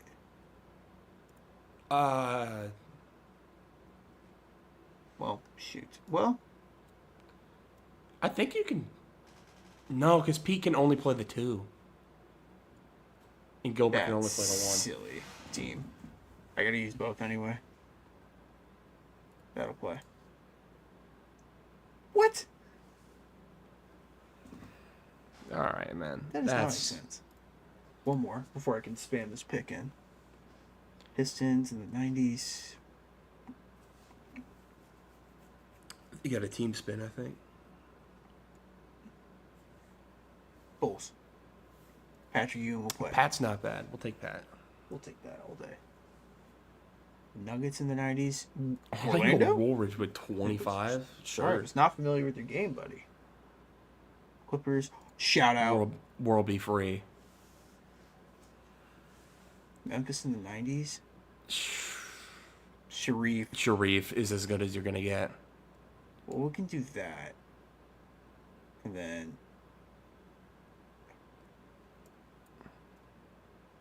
Yeah. I just need a 2-guard. Dave Bing isn't awful. Yeah, what would be the other 2-guard that they could have? For the 70s? I mean, team and era. If I did an era. Fuck it, I'll just do it. Grant Hill. Okay. I'm done. That team felt better than that. Alright, so the Timberwolves. Oh. There it is. No, he has to play MPJ and Julius Randle ball. Oh, he's going to Brooklyn. That's right. Maybe he'll get traded tonight. Maybe he will get traded again. I was going to say just get traded to the Thunder, but I don't know if my heart could take that. Braden, you know more about Joshua Jefferson than probably a lot of people. Tell us about Joshua Jefferson to the Nets. Yeah, I mean,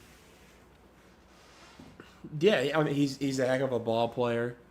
I mean, you already know, first team All Big 12, second team All American. Good rebounder, good scorer when he needs to be. Maybe he could work on trying to stretch the floor a little bit better, but just is like a physical forward, which, I mean, is he kind of is in the best way I could possibly, like a Julius Randle that plays better defense. So you traded Julius Randle and Julius Randle 2.0 for the 33rd pick. Julius Randle complimentary. All right, how much you want to bet that the Cavs trade this pick? I don't love that comp, but I don't really know how much better of a comp I have for it. Wait, what was the comp? Oh, the Julius Randle one? Yeah. Yeah. Get ready for the trade. Cavs ain't making this pick. There ain't no way. Who's even on the Cole board? Pete. I'd take Cole Pete, but they're not going to take him. That would make too much sense. That would make too much sense. That or the North Carolina center I would take. But, yeah, I don't know. All right, we're on commercial break. We're going to try this again. We're going to get an 82-0 lineup by the time the stream is over. Okay, because that was bogus. Braden, I'm letting you drive.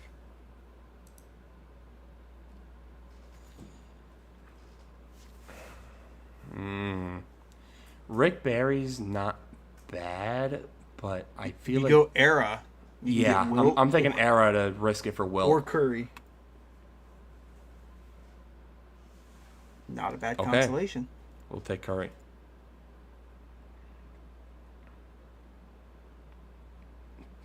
I feel bad using both respins this early, but you cannot have 2010s Brooklyn. That'll play. And we'll do Blake. Yeah, we'll do Blake.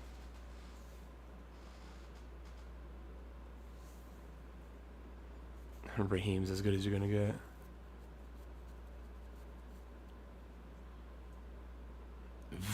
Vic. Okay, I'll do Vic. I don't Yeah, love only guard. playing center, but Hondo or Sam Jones, Hondo. or Mr. Bob Bobathan. You I said think Hondo. Hondo. Gosh darn it, dude! That was a garbage team. 65 and 17. Oh, this has to be an error, right? Yeah, We probably. need Kareem or Giannis. Oh, this is bad, Giannis. It'll still play. It'll still be fine. Okay, world. Grant Hill. It's not a bad option. Come on.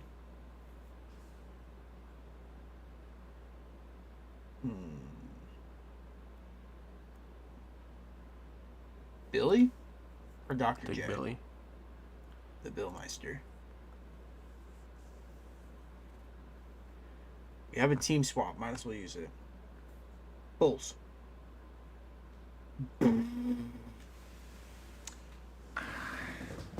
This team's garbage. Wait, hold on. Yeah, this team is awful. I'm taking Rory.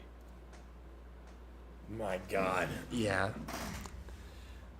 Well, I mean, the Heat came in the league in like '88. Oh, there you go. Good start. Hold on. Luka Don. Okay. Is this it? Move Luka Don to the 3. Take. Ooh. You think? No, McAdoo at the 4. McAdoo at the 4. That's kind of what I'm thinking. Okay. Ooh. D's. A.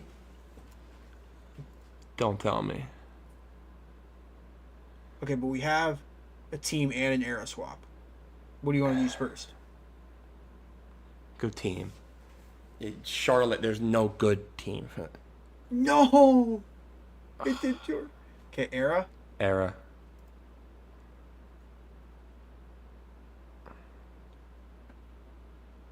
Levine's as good as you're probably going to get anyways. No! No way. That was that was it. What killed us? What even? Zach Levine, maybe? Zach Levine. Probably Zach Levine. If that's yeah. Braun, then it's over. All right. My Cavs are getting ready to Looks make like they're selection. actually going to make the pick. Oh, never mind. They traded it to the Sacramento. Okay. Gosh darn it, dude. What did they get for it? Cleveland is trading 29 for 34 and a future second rounder. Okay, so we get pick 34 tomorrow night. I could have told you that was going to happen. I'm going to take a guess that this is the Yukon kid. I may have already seen social media on that one.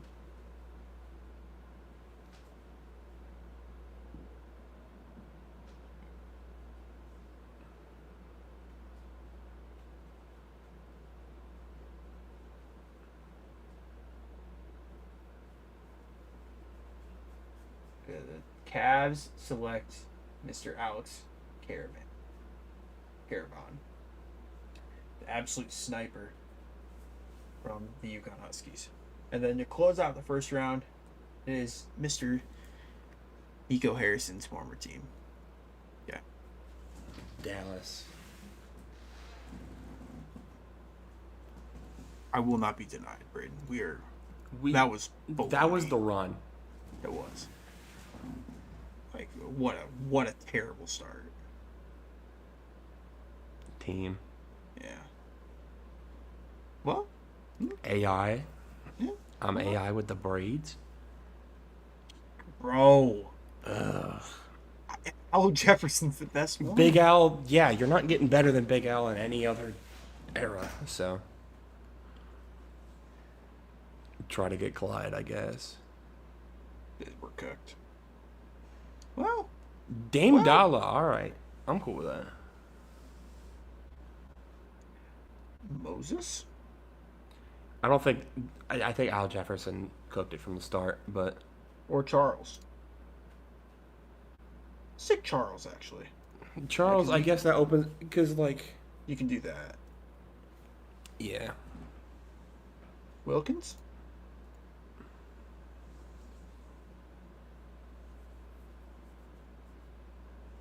Pick is already in, but we're not. Yeah, we'll do this. podium Finish yet. this one up.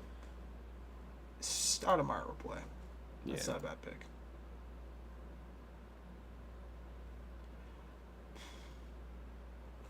I'm gonna see if I can get James. Called it.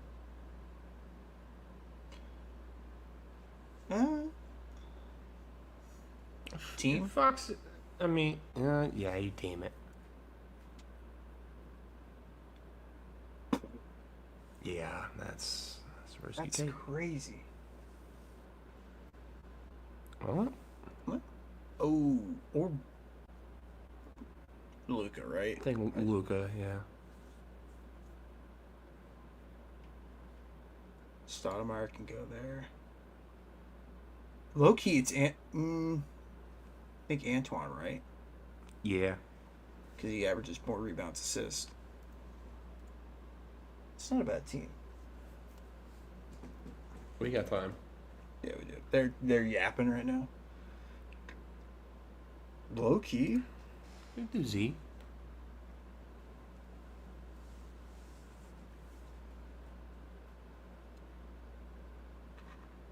Oh boy. I kind of want to do an air or a team swap. Let's try it. We need Bird or Jordan. Hold on, they're announcing the pick right now. The Mavericks select the final pick of the night. Cole Pete. Okay. Cole Pete. All right, good pick. So the Mavs ended up with Morris Johnson and Cole Pete. Okay, I don't hate it. All right, we'll do this 82-0, and then we'll wrap up this live stream. Sounds good. Alex English. Sacramento in the 6th. Oscar. Milwaukee. Ooh. Arrow swap. Try to get. Yeah, we need Giannis or Kareem. Giannis.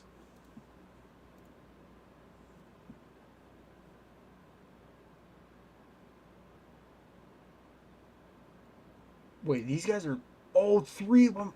None of them can move positions. I gotta take Eddie Johnson.